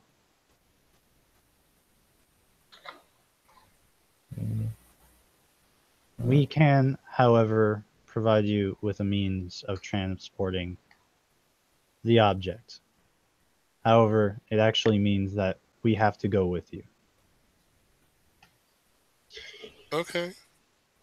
I don't mind. You're nice guys. You've So helped us before. the person that has revealed themselves to be a Chaotl, he walks over and you tell Dorak that it's time for you to leave Illumina and find a solution elsewhere. And he says, well, I'm glad I helped you this much. And he shakes all your hands. And he says, if you just at least send me a letter and tell me how well this thing's gone. And I go up to him. So, is there any star metal left over? He says, the extra bit that you got for yourself. Is it possible for me to take that with me? Yeah, it's yours. Okay. What about the dragon scales that I wanted to pick? Do I, like, from the dragon that Boulder killed?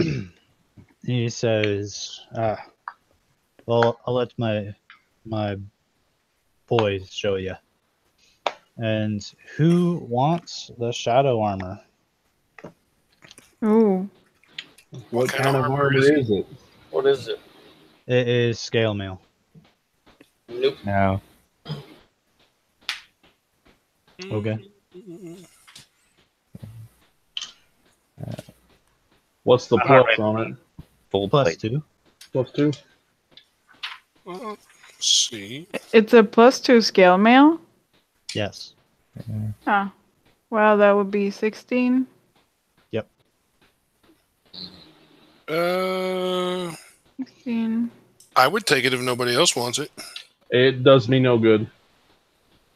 He says, on top of it being highly enchanted, it also has many of the same features that the scales do.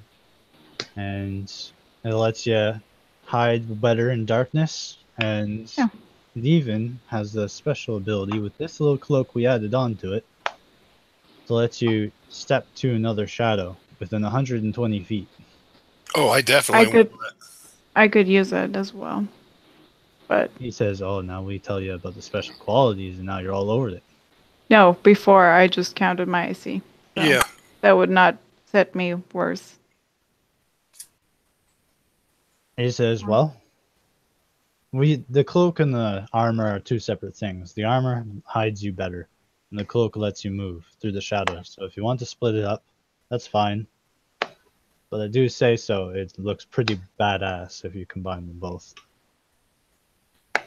And he brushes some dirt off of I'd it. rather just have the armor and not the cloak, but Yeah, I don't I don't need the cloak either. I already have an enchanted cloak. Well, you can have it. It's well, fine. what's your I'm not a creator. Huh? what's your armor class? Um it's 19 really right now without the buckler. That mine's the same. Mine would be 19 without my buckler. Yeah, like it's the same thing. It doesn't make any difference for me AC wise. It's just like really cool looking. And that is why I would have taken it. No, it would. And I still have disadvantage because Yes. I'm wearing half plate. So disadvantage wise, that doesn't make a difference. Let me see. Yeah.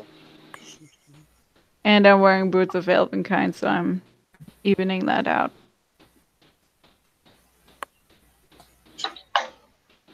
Oh well, I don't care. We can like discuss this later, So or yeah, you can have it. I don't care. I put it up in Discord, but that's essentially what it looks like. Just Oh, as man. scale mail. That's almost worth the hit just to use that. Yeah. Yeah, but Basically, the perk of it is if you use it at night, it's harder to get ambushed, which is how they saw you before. Well, at least hit many of you before. You go ahead and take it. Really? Yeah, go ahead. Well, but I can't wear the cloak because I'm already wearing the cloak of Illumina. The Cloak of Illumina sucks. Do you want to +1 the AC and saving throws, or do you want to fucking teleport the shadows 120 I'll do feet that. away? What the fuck's wrong with you people? Well- If you don't want it, I'll take it. Shit. A cloak?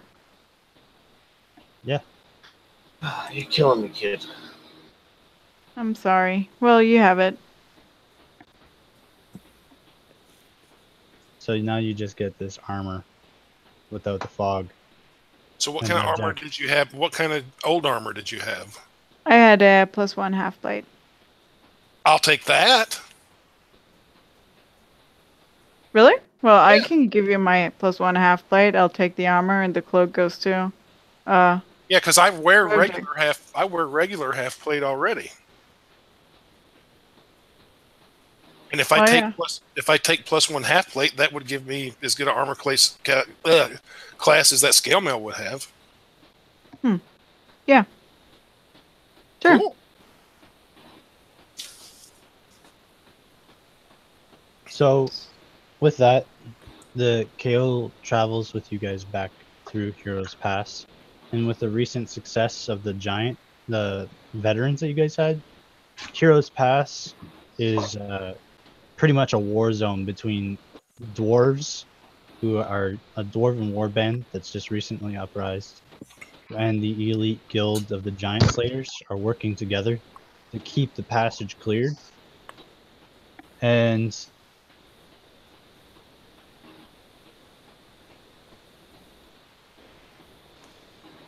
All right, that's the end of the adventure. You guys have a good night.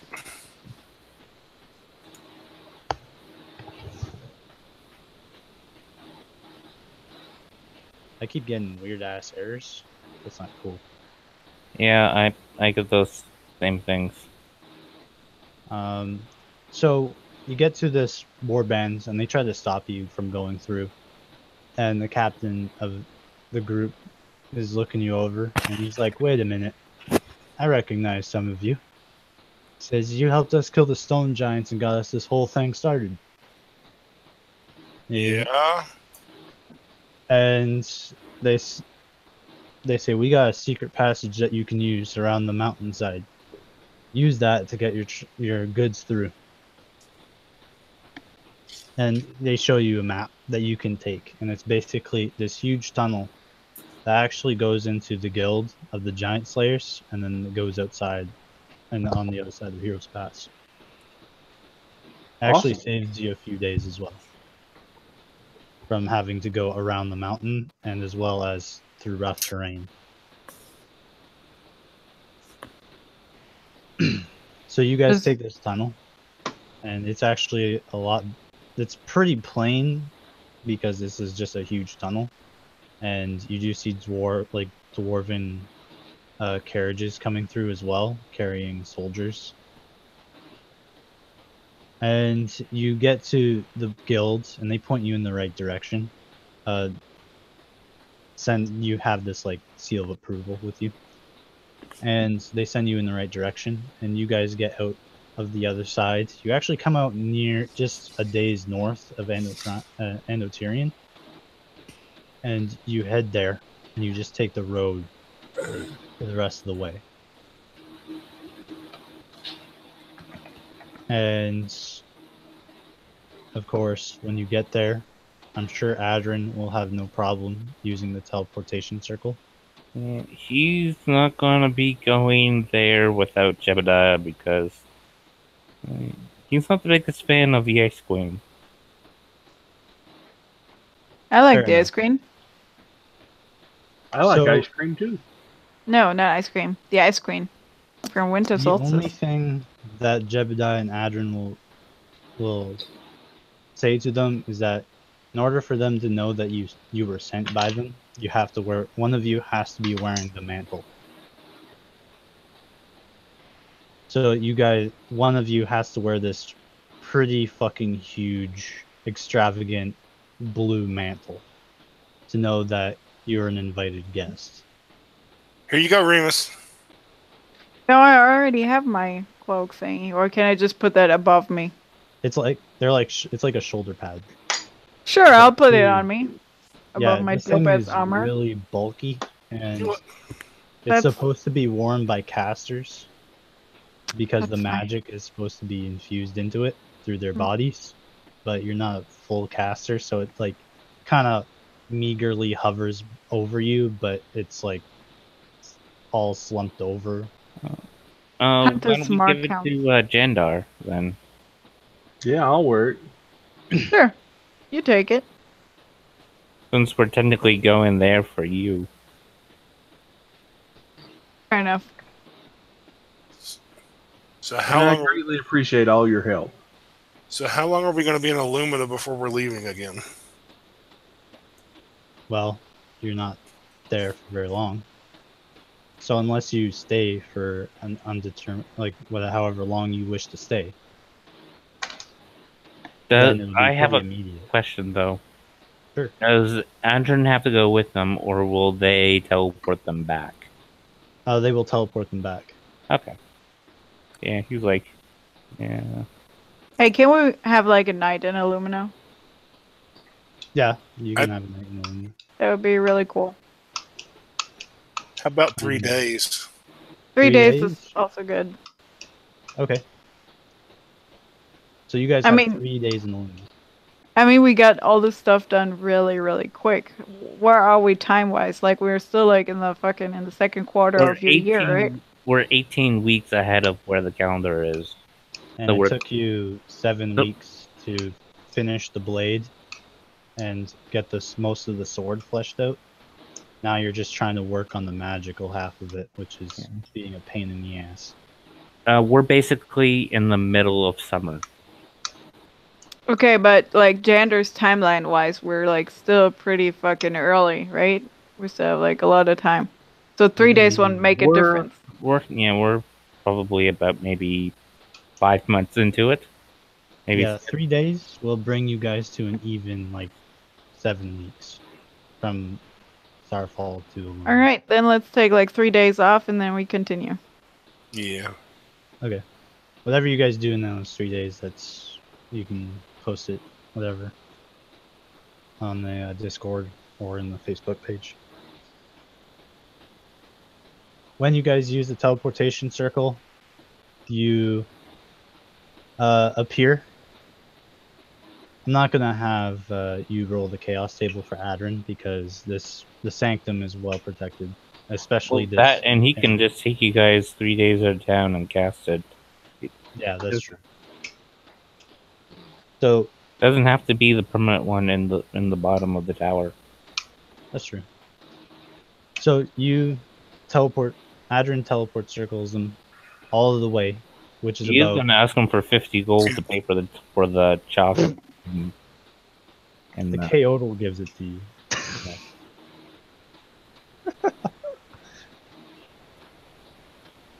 So you guys teleport, and when you get there, you are in this ring, obviously. And the circle, unlike the one in the inner sanctum, is actually made of ice, and there's a bunch of little flying ice crystals floating over tips of shards of ice. And when you fully come through and orient yourselves, you see 4 guards pointing frozen weapons at you. And then when you hear an elvish voice say, "Wait!" And it looks like some sort of ambassador approaches you. And he says, "Well, you're no archmage, that's for sure. But you're wearing the mantle." Adrian would have sent a sending message ahead of time. To the queen? Yeah. So he's looking them over. He pulls out this picture, and he actually unrolls a pretty long scroll and looks at all these images, and he says, "That's them. Welcome to the home of the Frost Elves. We've heard what you need, but first you need to help us, and then we can help you." Okay. What can Sure. we do for you?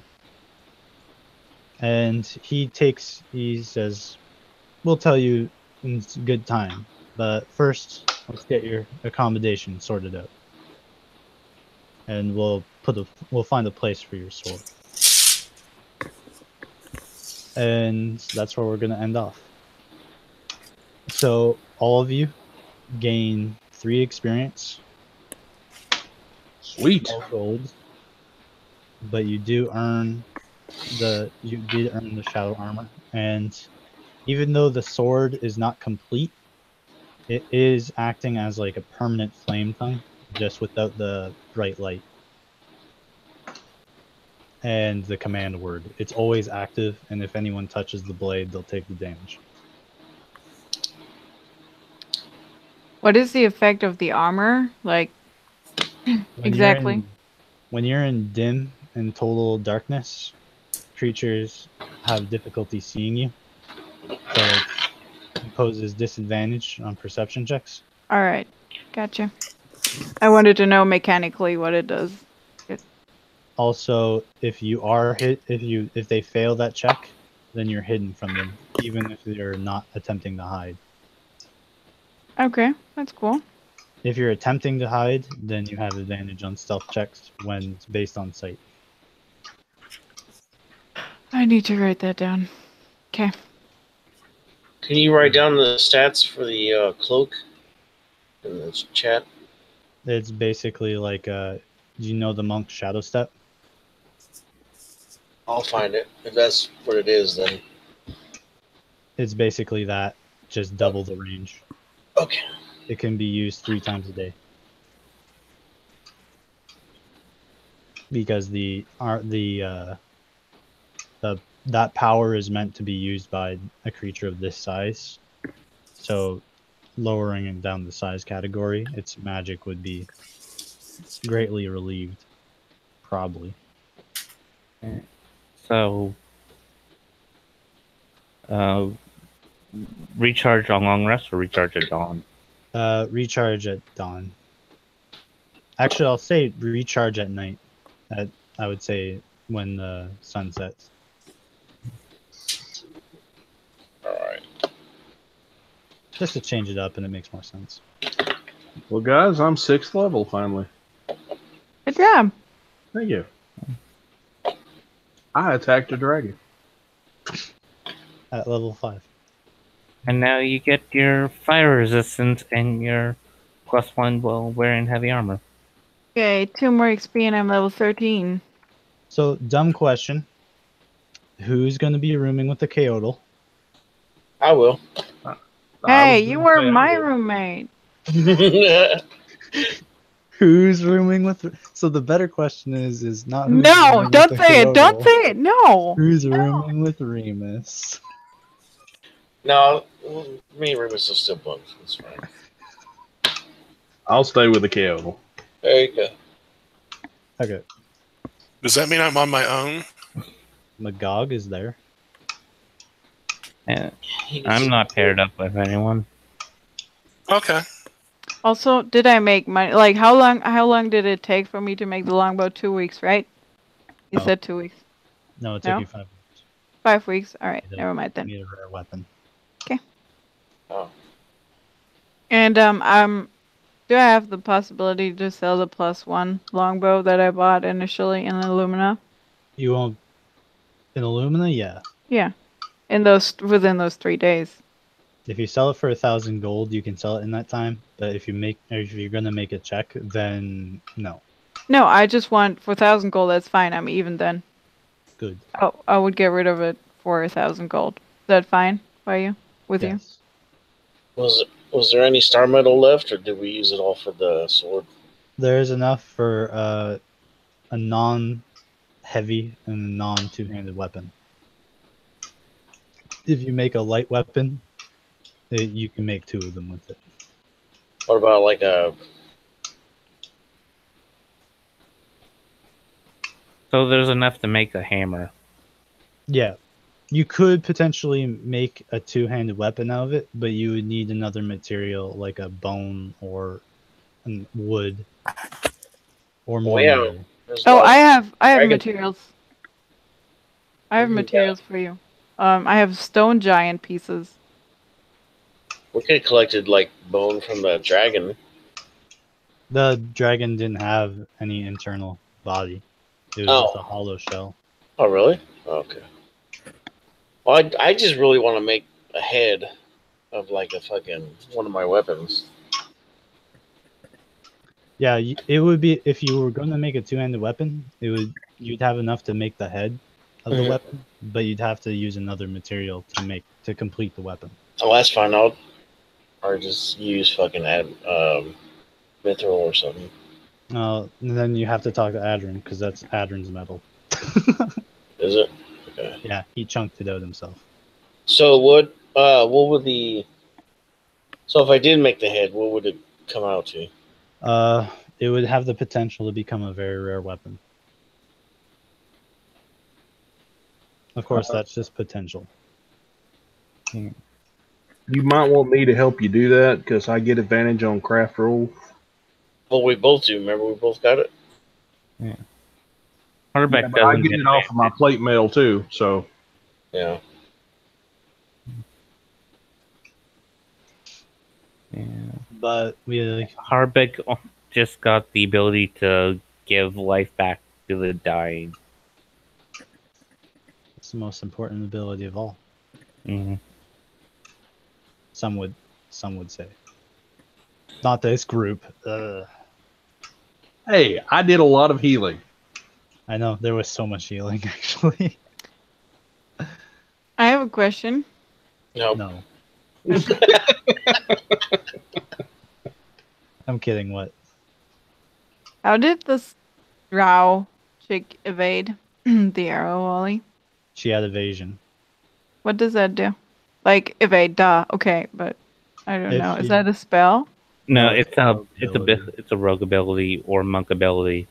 You get it at level 7. If you succeed on a dexterity save, you take no damage. Oh, okay. Fair enough. I did not know that. Cool Thanks. beans. It's been killing you, hasn't Well, Never. I wanted to know. it?